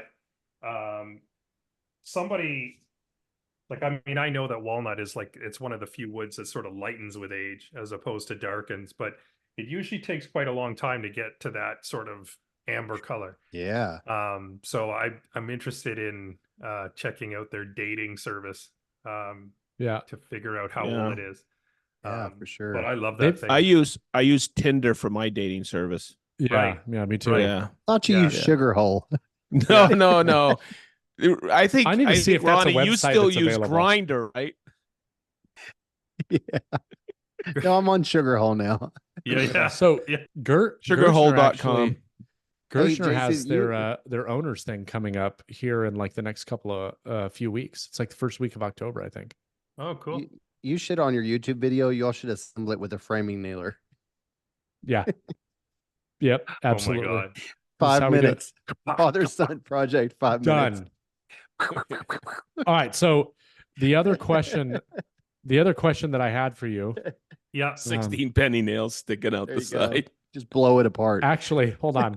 I have a better idea. So real quick, I want to let the audience know, for those of you that are going to Green Suitors Con, what these classes Con. what the classes are going to be. It's so funny. I actually hated that whole con thing. Follow me. Are you I talking actually- bigger? Oh, look at that. Yeah. I put it on the sign. I was like, I That's don't know if I want to awesome. do it, but I You did. got to. I was like, this is kind of silly. And then I was like, no, I got to do it. Con. All Yeah. right. So Bye-bye. no, we're not leaving yet. Not yet? Okay. No. I'm free to be on here longer tonight. Sedge came with a goal. Yeah, it's not happening. I listened to your guys' ending on the last episode, by the way, I too. felt so bad for pushing it. After I pushed it, I was like, oh, I shouldn't have did that. Well, I almost wanted to go in there and record myself going, these guys thought they were going to get the last word. Bye-bye. You Bye. should have. Oh, that would have been good. All right. So for those of you that are coming to the meetup, obviously, you know that Vic is going to be speaking, and I think his resume is, even though, again, he's a Canadian, it's obviously pretty good. Here's the classes that we're going to be getting from Mr. Teslin. Getting the most out of your hand planes, simple tips and tricks to improve your planing skills. And then the fundamentals of sharpening, no hype or uber expensive tools, just the facts about how to get sharp. Now, with that being Good. said, my next question, Vic, is I know Sedge's opinion about it.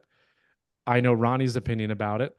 I myself have one of these coming to me here very, very soon. And you even mentioned the brand, and they are a sponsor, and I'll just point at them. Very good point. Yeah, I'm getting better at it. You hit it Social media. Dead That on. was good. Yeah. Yeah. I usually hit myself in the eye. The Tormec.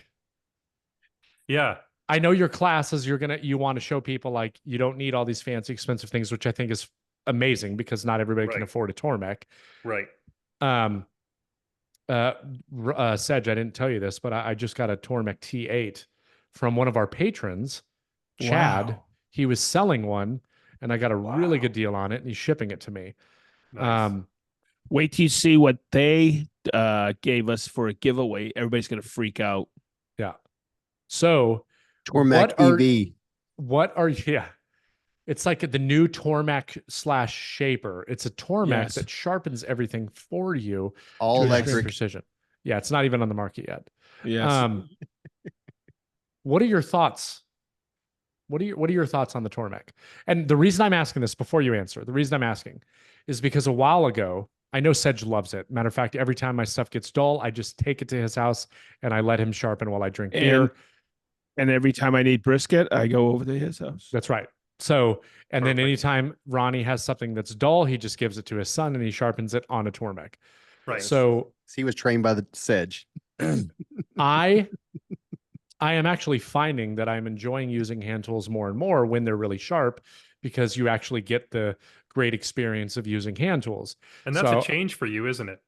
it's a huge change for you me. were always, I remember you always sort of dumping on hand tools a little bit. Oh, absolutely. I mean, I still do, and I have like I have some blue spruce chisels. I have Lee Nielsen planes. I have like really nice Yeah. hand tools, a small collection of it. But when I do use them, I find that now that I have the higher quality stuff and it's actually sharp, Mhm. I really do enjoy using it. So I wanted to make sure that I had the ability to sharpen something quickly, because if I can't do it quickly, I don't want to do it. Right. So, right on, brother. so That's yeah, why you're called Speedy Gonzalez. in everything in my life, that is true. So what are your thoughts? Because a lot of people that, when I started talking about hand tools and I was saying I was going to get a Tormac, I had a ton of messages from people that were like, don't get a Tormac. You're going to be disappointed. It's not as good. I had one. I sold it. But what was so strange about it is it was that particular tool that I got so many people telling me, like, don't do it. They didn't have Sedge to show them how to use it. No, it's like buying a hand plane Plain, you don't know how. and Yeah, not Right. taking the time to understand it. right. And I had a learning curve when I got my Tormac, but I had the patience to go through the steps, and I wasn't getting a square chisel out of it. But then I went, there's something I'm doing wrong. It's called humility and learning. I watched, they have a great tutorial. Their live sessions are phenomenal. Yeah, they're They're really all good. right there on the Tormac channel. Be patient with yourself and take your time. I say that about all hand tools, but even with power tools like the Tormac. Okay, go ahead. I interrupted. Well, hold on. No, To be it's good. fair, Vic, the real reason I bought it is because Sedge is over here so often. He I can figured if I sharpen had for one you. here when he Right. comes to my house, Yeah. That's so handy. now it's like I can either take it to his on one weekend or the next weekend. If it gets dull, I know that Sedge is going to be at my shop, so he can sharpen it. Sedge, all you have to do each time is just be like, yeah, there's a jig for that. You don't have that jig. Yeah. Now, please, Vic, go ahead. Right. So I learned how to use the Tormek by a guy named Stig Rattan, who for the longest time was, you know, Stig. He's my buddy. Yeah, Stig's amazing. And so I call him the Stig because it's like Yeah. that from that show in the UK there. Yeah. But anyway, he basically taught me how to use it. And then he came to my shop one time when he was in Canada, and he was looking around my shop, and he's like, I noticed you don't have a T8. And I said, you're right, I don't. He said, how come? And I said, I don't know. I said, I just haven't pulled the trigger on it yet. And he says, I tell you what I'm going to do. He says, I'm going to give you a T8. I'm just going to give it to you. He said, and I want you to use nothing but the T8 to sharpen for the next 6 weeks. If you don't want it after that, give it back to me. He said, if you do want it, buy it. And so I said, okay. So I got nothing to lose, basically. And so he gave me 6 weeks. A week and a half later, I sent him a check.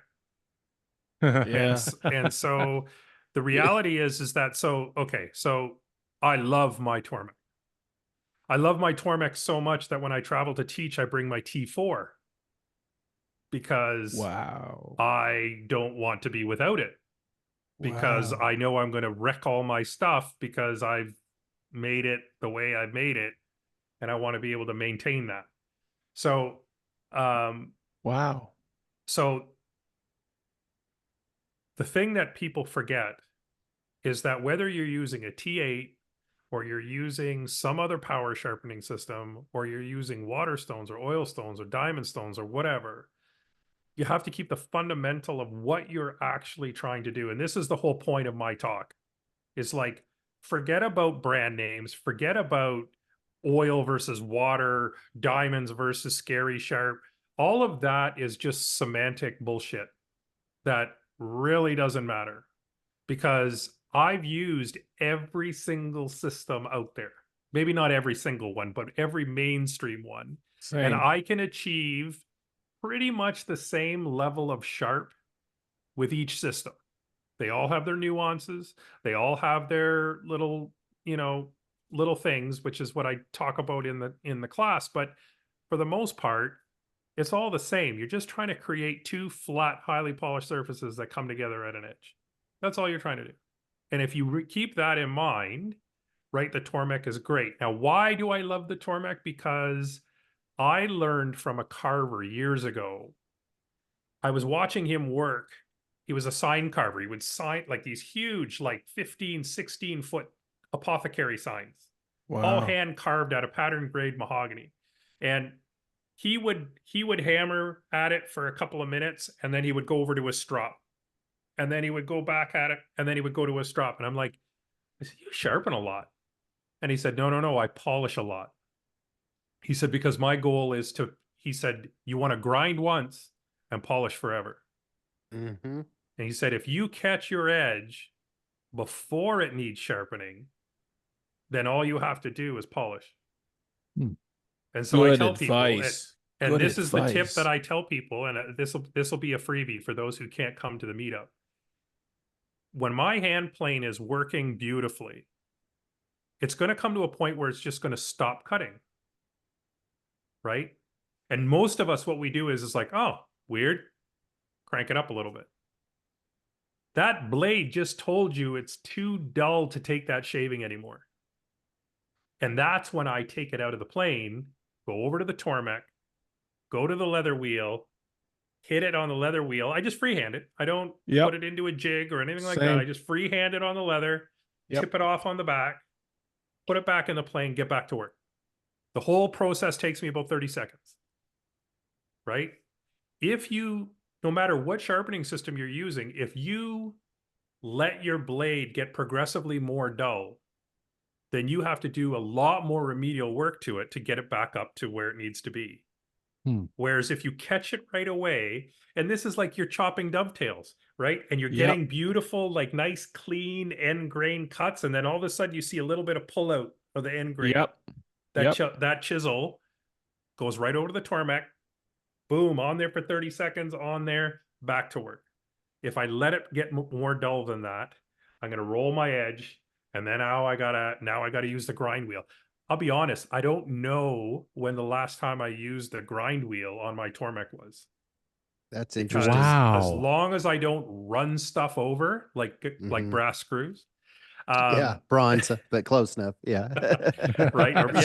That's good advice. That is really very good. I'm advice. thinking Cameron needs to hear that because that is very good advice. This is one of Cameron's prized possessions. This is Sedge's. He let him have it. How old was it, Sedge? That is a very old one. Yeah. He uses that a lot. But Patrick I gave me think one of those. I think Cameron goes for the grinding wheel like a lot. And it's good for him to hear that too. You don't need to. Like that's for more remedial work. Yeah. Right. If you catch it, that's for chips. away.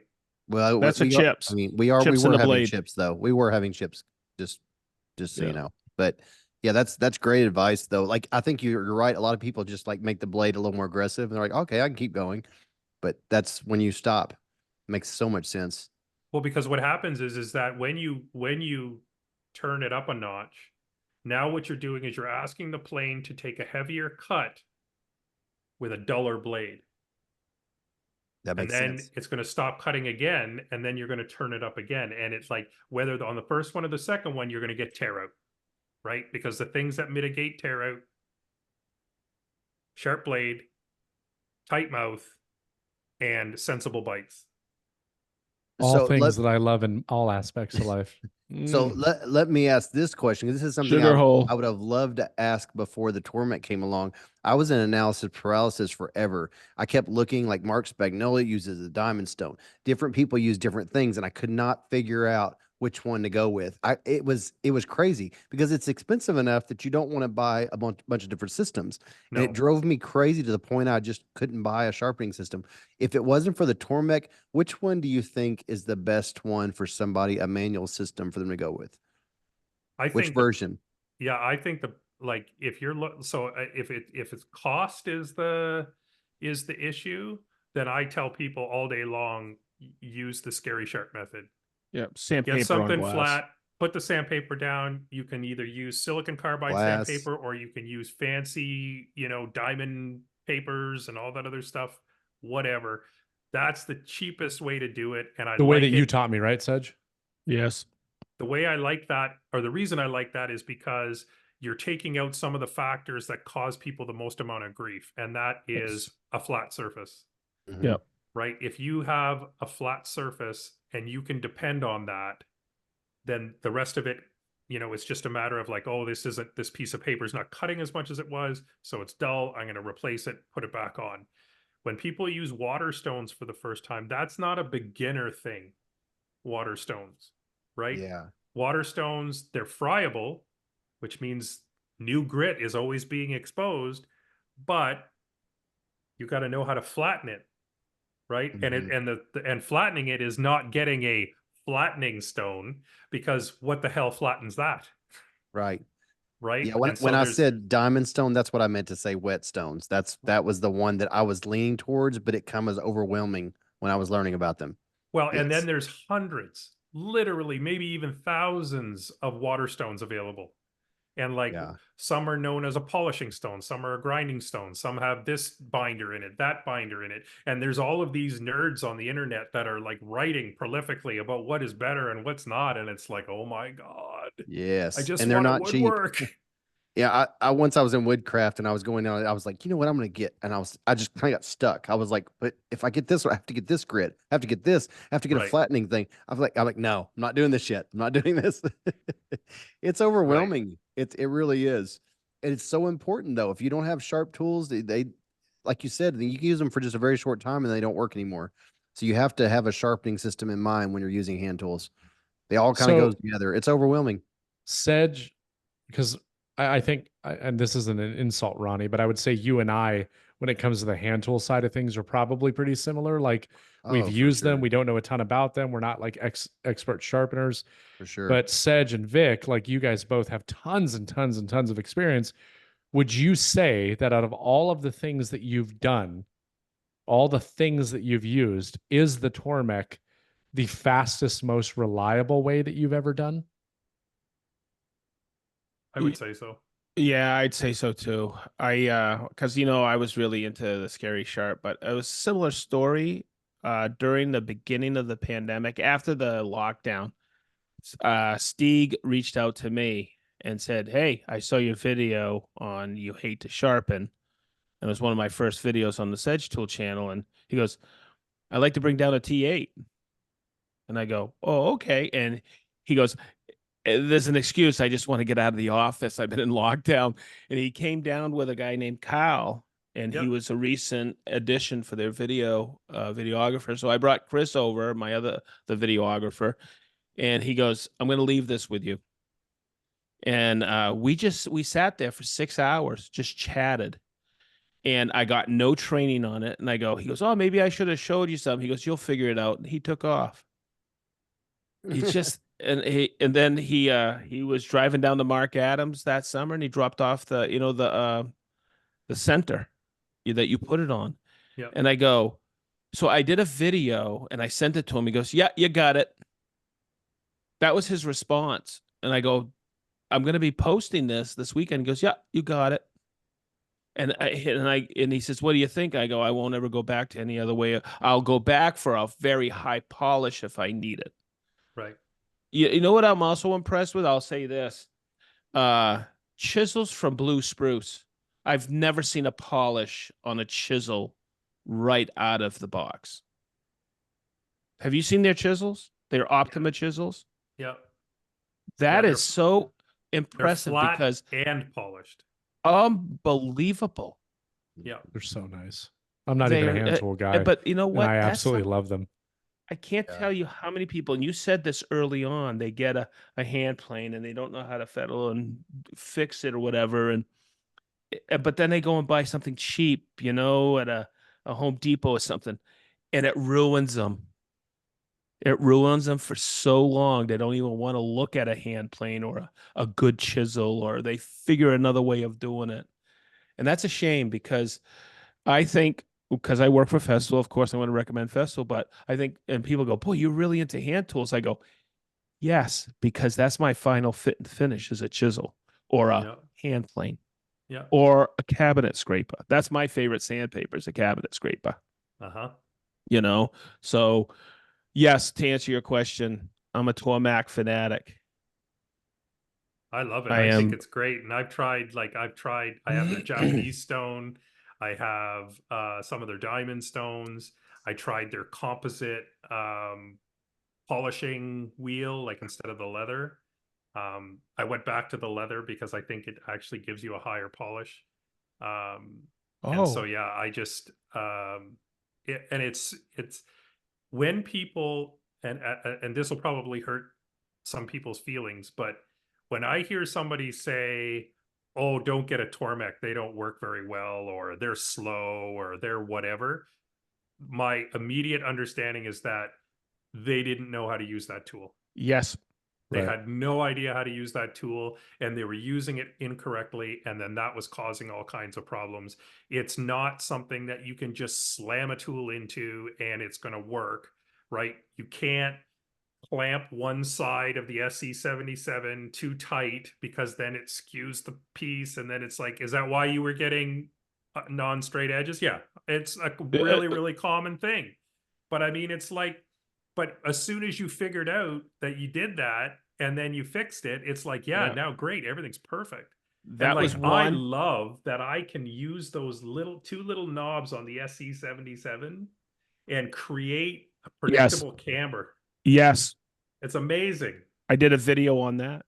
Yeah, it was a great video.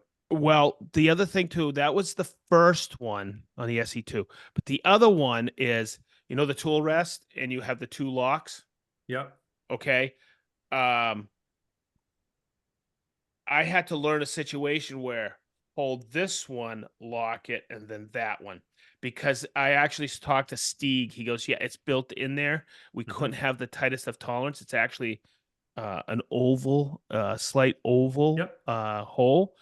And I go, okay. And my tool rest was slightly canted.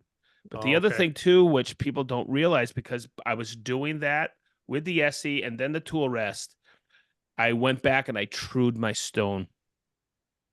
And a lot of Yes. people don't know. I've sharpened everything on that. Mm-hmm.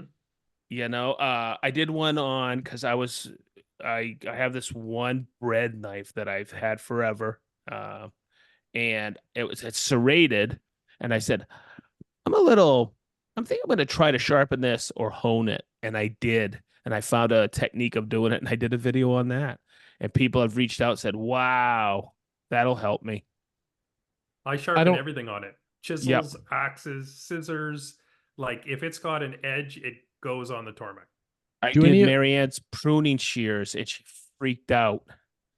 Do any of you guys have the Yeah. Japanese water stone for the Tormek? Yeah. Yep, I do. Yeah, so the one that I bought, the guy that I'm getting it from, Chad, he says it'll come with the Japanese water stone too. And I was like, oh, cool. They're I expensive. got a really good those deal on it. water stones. 450. Yeah. What? Yeah, here in the States, they're 450. I have one and Just that one stone? yeah. Oh, yeah. And but guess what? I don't use it. I don't use mine either. Yeah. It's I'm just happy with easier the to regular stone. freehand it on Yep. the leather than it is to Yes. yeah. That's what I I got find the- too. Tell me Same, if I I got a good freehand the deal. leather. Tell me if I got a good deal. A pretty new Tormek T8 Yeah. with the water stone, Japanese water stone included. Did it come with water? No, I've got to provide my own water, so I probably got ripped Oh. off. Did it come with an electric? 650 cord? bucks. How much? 650. That's good. Great deal. Especially Yeah. the Japanese stone. That's a 450 stone. Yeah. Uh, And then hey, what Did you get what jigs jigs? did you get? I don't know. Knowing Chad, probably all of them. Yeah, because like it comes with the SC77, but I mean like I've got all of the bibs and bobs. Same. Oh, I'll be Because getting all the bibs and bobs for sure. I use it all. Can't wait. Oh, If it's you have a amazing. hatchet, I've had a hatchet since I was 10. I sharpened that. It's amazing. I cannot wait to have that in my shop so Sedge can sharpen my tools while he's here. Absolutely. It's so awesome. I do think it's very important when he's there to let him kind of give you a rundown, because there's things that are not logical about it.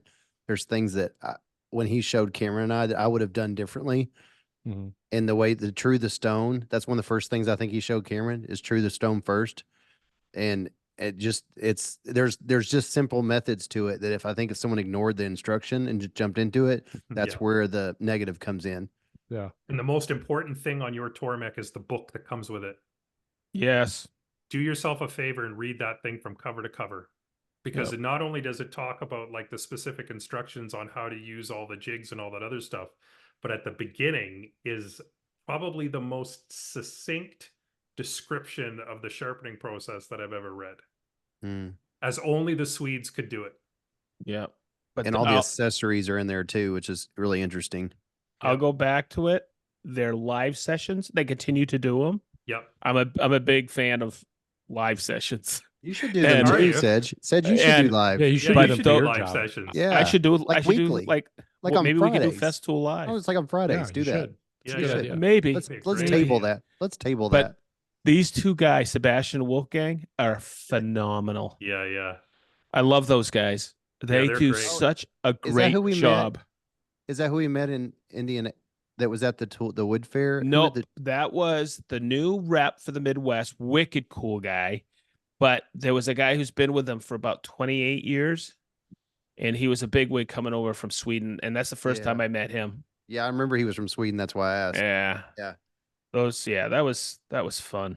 I was going That to was a talk to fun him trip. in Swedish, and then he started talking English. So I was like, well, I'm just going to stay in my Well, language. Is your great grandmother Swedish? Yes. Yeah, didn't she come was- up with the language? She Yeah. colonized. She actually colonized the country. She Right. did, but yeah, I bet she did. she did right before she came over here.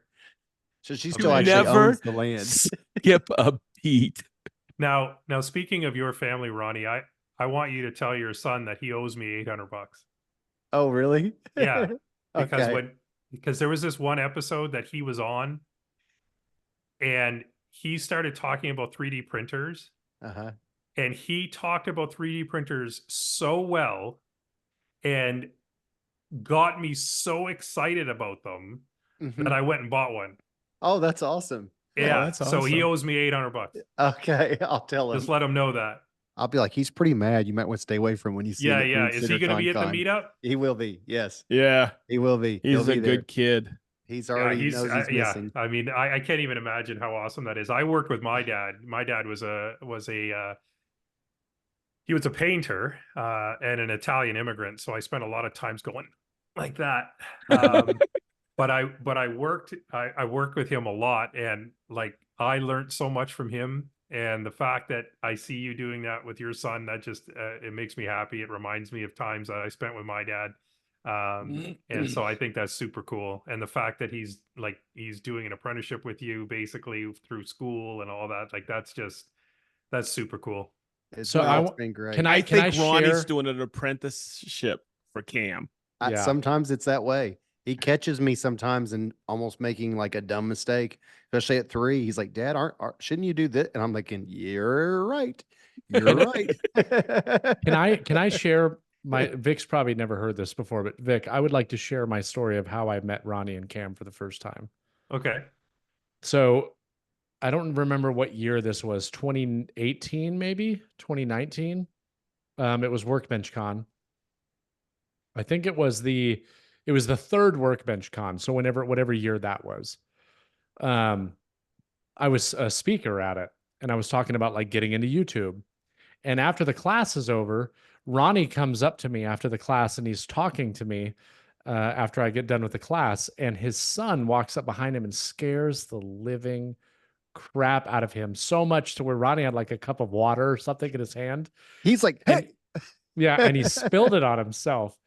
And immediately, it wasn't like an anger thing. It wasn't, he just looked, and they were just laughing with each other hysterically on how funny it was that happened. And that's how I met Ronnie for the first time. And ever since then, we have spent, I mean, correct me if I'm wrong, Ronnie, but like Oh. literally every single year, every Yeah. event that we go to together, we spend the entire time with each other. Right. And something I've always told Ronnie on that, I think it was that particular trip, actually, we went to Buffalo Wild Wings, me, you, Cam, when he was much younger, Patrick, and Michelle. And I remember I was so blown away by how adult-like Cam was at the age that he was at. Like, I would have thought that I was talking to somebody 15 years older. Mhm. And I was so impressed by that. And then over the years, I've seen Cam grow up and I've been around him a lot. And I've told Ronnie this a million times. He knows. He's Mhm. probably tired of hearing about it. But Oh, I can hear that all day. I pray, like I pray all of the time that I have a relationship with my boys the way that he has his relationship with Cam. Because You will. it's what You will. every dad Oh yeah. would want. You know what I mean? Yeah. Mm. Yeah, that's I super think- cool because what's really like I only met him just this year at Workbench Con. Yeah, we were right by the bar area. We Yeah, talked yeah. to You guys were Yeah. pretty much that's where you were presenting from. Yeah. Yeah. We always present from the bar. Exactly. But I mean, I was chatting with him and then I was like, so like I thought he was in his 20s. Yeah. Yeah. And he's like, oh no, I'm in high school. And I'm like, Yeah. what? Yeah, he Just can put talk together, talk man. for sure. And a lot of it, I think, is he's just in the adult world. He's been we're both self-employed, and kids are with us all the time, and Right. they're in adult situations, they're in adult meetings, they're in closings with my wife with real estate, and they just know how to do the talk. They're comfortable in that position. They're just comfortable. So I think I don't think he realizes that, how that's not, he's quite kind of ahead there. I don't think he realizes that. But his teachers have identified it. His teachers have him like virtually teach some of the classes right now. They haven't put together the study materials for like the electrical class and these others, and he puts that together. So I think he's starting to see more and more that he's a little abnormal, because a lot of his friends are like, "How do you know how to do?" They think everything. They go, "You know how to do everything." Right. And it's not. He's just been exposed to so much. Most Mhm. kids haven't been to job sites a lot. They haven't been to, all these things. So he's just been exposed to a lot. And I always like for him to go to these things like Green Suitors Con or Workbench Con, because I think that's just like Evan. He just That's said con. Con. That's- Con. Con. He Con. just He did just it went con. automatically. Green I suit is think- con. that's where he most feels comfortable. There's other people like-minded like him. Yeah. And he doesn't see a lot of people that are in the same frame of mind as him unless he goes to something like that. So I'm always Right. excited for him to go with me and hang out, and Well- and it's always great. And he knows When he- everybody. He looks forward to seeing all the people that he knows. Well, where he when is. we were in Austin and he was part of that group, he was running circles around some of those makers. But the That best was- part was to have Evan there from Evan's workshop. It was good. It was good. It was good for them to work together. And I think it was good for Cameron to see that his knowledge at that point was the first time he saw that he knew some things. At first, Yep. he's like, I don't know if I'm worthy. I think after that event is the first time he's like, I know some things. And I love that him and Evan were able to work together on a project that was amazing. That was a spur of the moment, unplanned thing. And it just worked out amazing. It was I really had good. Evan in my shop once and we made some wooden hand planes. And Oh, I saw like, that. Yeah, it was insane because like I just kept seeing a kid and like thinking steps ahead. Okay, I got to get him to do this. I got to do this, blah, blah, blah. And I'm like, okay. So he's like, so what do we got to do next? And I said, okay, well, we got to switch the router bit out from this bit to this bit. And then I went over to grab something and then I came back and he had it all switched out and it was all set. The fence was set. Everything was ready to go. And I'm like, oh yeah, you know stuff about things. Yes. Yeah. You know, You know and it's stuff just about weird. It was you know? Austin where Cameron came up to me. He goes, Dad, Evan's a real deal. He's not like, I say, he knows what he's doing. He goes, it's Yeah. awesome. He's like, he actually knows what he's doing. Yeah. And so that was the first time Cameron ever met another like kid that knew what he was doing, and it blew him away. He was so excited. So Yeah. it's really neat. And Very it's not cool. just content. Like, a lot of the stuff that he Oh. does, like, you see him on Instagram or whatever. And it's like, you could sort of be skeptical about it. Right. But like when he spent the day in my shop, I realized right away, like, this kid knows what he's doing. And I Oh, mean, yeah, he can you does. imagine? Like, I mean, I always worked with my hands because my father always worked with his hands, and so like it's just something that we did. But I mean, like I don't know how they survive in the high school world, I know. being, because they're just, their body of knowledge is so completely different Mm-hmm. than what the typical high school Yeah. student is. Yeah, they got to get through the weird phase. They're seen as kind of a weird oddballs, It is. But I've Yeah. explained to him people will catch up in their late 20s when people start buying houses. They're Yeah. going to be like, where did you learn all this stuff? And they're just going to Yes. start bombarding you with questions, and Yeah. you're going to be so far ahead of them. Yep. Well, they're going to But be the- hiring them. Yes. Yeah. Well, the thing I see that Evan has and Cam has, both of them, they have the willingness to learn, but they're passionate Interest. about woodworking. Yeah. Yeah. They have passion. Yes. That's and what you they have to have. and you could see they get giddy about woodworking. Yes. Yes. Yes. It's like, I still get giddy about woodworking. I love it. Yeah. And it's Yes. really nice to see somebody that young that has it. They have that sparkle in the eye. And I just, Mhm. it's just so impressive. And Evan, and I know Cam, but Evan, both of them have such a big heart. Mhm. Just good kids. They are good kids. I don't, Yeah. it must be Kelly, because, Ronnie, I don't know about you, dude. Which she is coming. She is coming, I think, for sure, Friday night, for sure. We're trying to figure that out. It is college. My daughter's going to college, and it is like family weekend. So we're trying to figure that out. So I think she might have to go on Saturday, but I told her if I had to pick a time for her to go, it'd be Friday because it's a for lot of the sure. social. She's not going to get into the hand tool stuff anyway because she's a girl. No, I'm just kidding. There's girls that are into it. Should we let the cat out of the bag on who dinner on Friday night is being catered by? Yes, let's Yeah, let's release do it. that. Mr. Jevin Cheney, Yeah, buddy. the man who has taught me everything I know about smoking meats, Ooh. Yes. we are going to be providing brisket and pulled pork for He How has a about everybody. Sugar pod- Hole? Are we He has a bringing Sugar Hole? podcast For about your smoking sugar meat. hole. He has a For your podcast sugar about hole. doing Yeah. this. A podcast with Yeah, him and Mark Spagnuolo. Yeah, Yeah. So Yep. he's like, he's a famous meat smoker. Yeah. What is the name of their podcast? I want to make sure I get it right. Hold on. The Stall Podcast. The stall. If you guys Right didn't next- know, The stall with the glory hole. they don't The do sugar hole. yeah. They don't do like regular episodes. I think it's like once a month, maybe. Coming to you from a truck stop near you. Yeah, there you go. Professional meat When you- smoker. When you said stall, how do you spell that? STALL. Okay. The And I'm Stall not- Podcast. Yeah. But and It's I'm good. not, I've listened to it. It's great. I'm not It is a a good show, yeah. smoker, so I didn't. Does stall mean something? Yeah, the Yeah, the stall, stall isn't is- that when the meat, like it Yeah, the stops? meat will reach a certain temperature at a point during cooking, and it will Oh. just sit there and sit there and sit there and sit there and sit there. That's called the stall. And then all of Okay. a sudden it'll break free basically, and it'll finish the Yeah. cooking. It's when your meat is most dense. Gotcha. Okay. It stalls. Gotcha. No, I learned something. I didn't know that. That's awesome. I might when Well- I go to Hartville Tool, I might end up buying like a whole setup. Just bring a trailer. Right. Really? For your meat? You're not yeah. taking your own advice. Yeah, there you go. Yes. Don't go with a truck. I know it's not a good idea. I really do mean that. It was almost a mistake last year, but it was good though. I needed all the stuff I bought.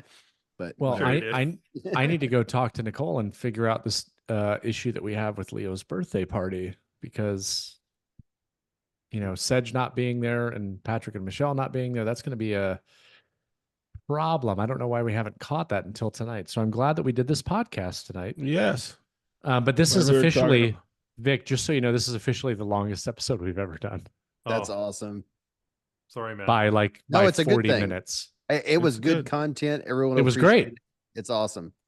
Yeah. Well, I'm glad that I was invited to join you guys. Like I said, Oh, I man. really enjoy your podcasts. I enjoy listening to it. I enjoy listening to three people sort of who are passionate about what they do, talk about it. And a lot of times, like, you're basically just talking about how you spent your week. And to me, to me, that's interesting. I mean, like I've been watching this boat build, Ronnie, since since it started to be a thing, and like the fact that it's sitting there right behind Yeah. you, and like I'm so stoked to see when that thing Yeah. is done and like all tricked out. It's going to be amazing. And it's like Well- I don't want to build a boat.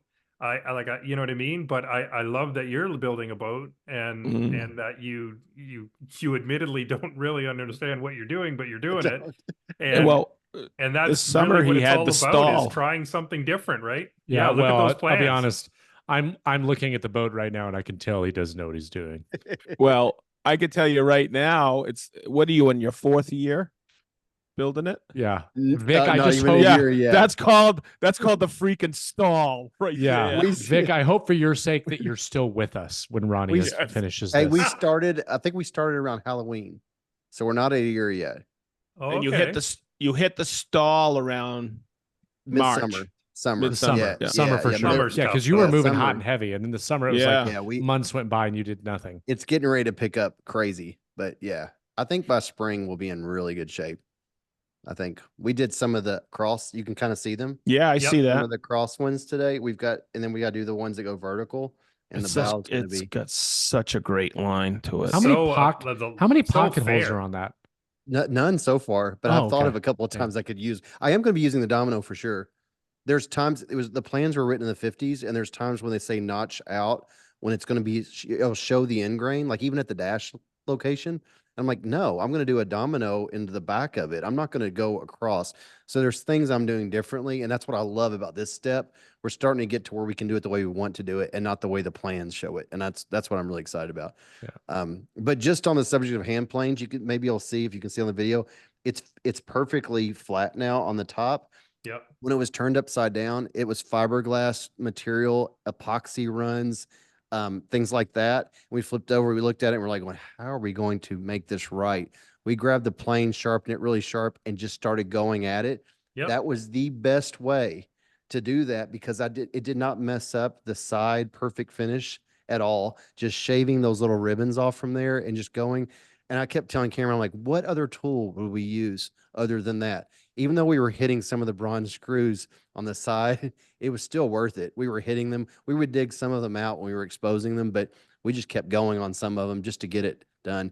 And that's where another example of hand tools. There is nothing that I could have used that would have been better than that.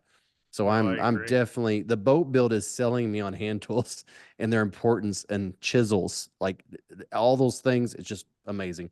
I So can't tell. Are your gunnels on there? What are gunnels? Oh, like on the top? No? What on the top? What do you mean? Like, Cap, You like- know, 50mm gunnels. hey, I only know they are Yeah. once I build them. What they are. Yeah, we're gonna mount a 50 caliber I still machine have to gun on do- the Yes. front. Yeah. I have to do the yeah. spray. The spray Thank you, rail Gunny. on the side. There's gonna be a spray rail on the side that's gonna be actual, like called bright. It's gonna be mahogany. But you're talking about gunnels like the guns. No. Gunnels like that are on the top, like basically that cap the side of the boat all the way around. Oh no, they're not on there. That's next. Okay. So we Okay. actually had to stop with the bow because we saw that those have to be on before we put the dash in the dash location. Yeah. Cool. So it's funny. So like what you just said, I'm learning the terminology as I go. I look at these plans and I look at What a it and I go, rookie. I'm like, strong back. Okay, cool. You know, I'm learning what these parts That's are as I awesome. build them. That's I don't Sedge's know. nickname, isn't it? Strongback. Strong back. I think It- honestly that's what makes it more Sugar hole impressive. strong back. Yeah, so I'm learning the terminology, and there's a lot of terms that I've had to learn what they were talking. And the bad part is the detail sheets will talk about those locations, and I have to look up what does that mean? What are they even talking about? That's amazing. Yeah, it's What a been cool a way lot. to learn. Just It learn is. by Yes. doing it. Yes. It forces you to learn. Yeah, so Yep. it's taking on a project that I normally wouldn't, and I love this not for money. That's because Right. I've been building things for money now for like 15 years, and it's fun to build something you just want to build for the fun of Yeah, it. for sure. It feels like woodworking again to me, which is Yep. nice. Not a Yeah, business. I know that feeling. Yeah. Well, Vic, thank you Yes. so incredibly Yes. much. Thank we you, are sir. Thank you guys. not only I are learned we a lot. excited to see you next week and hang out with you, just Can't wait. to be hanging out. Like the fact that you're coming to the meetup and that Yes. all of the things aligned in order for not only you to come and hang Yes. out, but to share some of your knowledge with our Yes. with your audience and our audience. I mean, I'm we're excited. really excited about it, and we cannot wait for this meetup. It's going to be great. It's going to Hey, be what's his tons of fun. social handles? Sugar hole. Sugar hole. Sugar hole at at sugar sugar No. hole at sugar hole. No, really. Yeah, What Slim are at- they? Woodworks. What is at it? sugar hole woodwork at sugar hole wood Yes.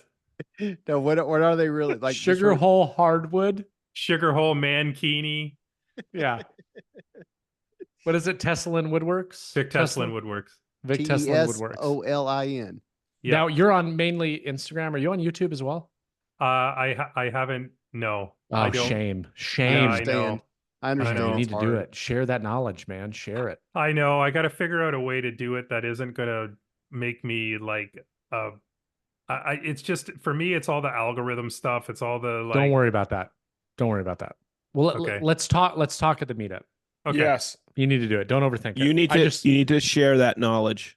I just went to a like the biggest YouTube conference, which we'll probably talk about next week. But Yep. I'll tell you, I walked away with a lot of really good takeaways and some things were dispelled for me, like directly from the horse's mouth, like literally the people that manage the algorithm at YouTube. Had conversations with them. It was very interesting, but don't overthink it. Let's. I talk tell then. people all the time, if you're passionate about anything in this world, anything at all, anything, put it on social media and grow an audience and do it right now, because the sooner you do it, the faster you're going to build that audience and the faster it's going to change your life. So you should totally 100% be doing it. And it would be a great way to get Melbourne Tool Company's name out there more, but we don't need to talk about that here on this. We'll definitely talk about that next week for sure. Perfect. Con. Con. We are so looking forward to seeing all of you. Yes. We appreciate all of you. Thank you so much for listening. Thank you, Vic, for joining us tonight on the longest episode we have ever done. Yeah, baby. Yay. It's going to be a great time. Awesome, guys. Bye-bye. Bye-bye. There we Bye-bye. go. Now we're going to be Bye-bye. doing the whole like Thanks, Vic. bye Bye-bye. thing. Bye-bye. blah, blah, Bye-bye. blah, Bye-bye. blah. Bye-bye. Bye-bye. Hey, did you know that my Bye-bye. Yeah, 2-year-old son's favorite song Bye-bye. is from NSYNC and it's called Bye Bye Bye? Bye-bye.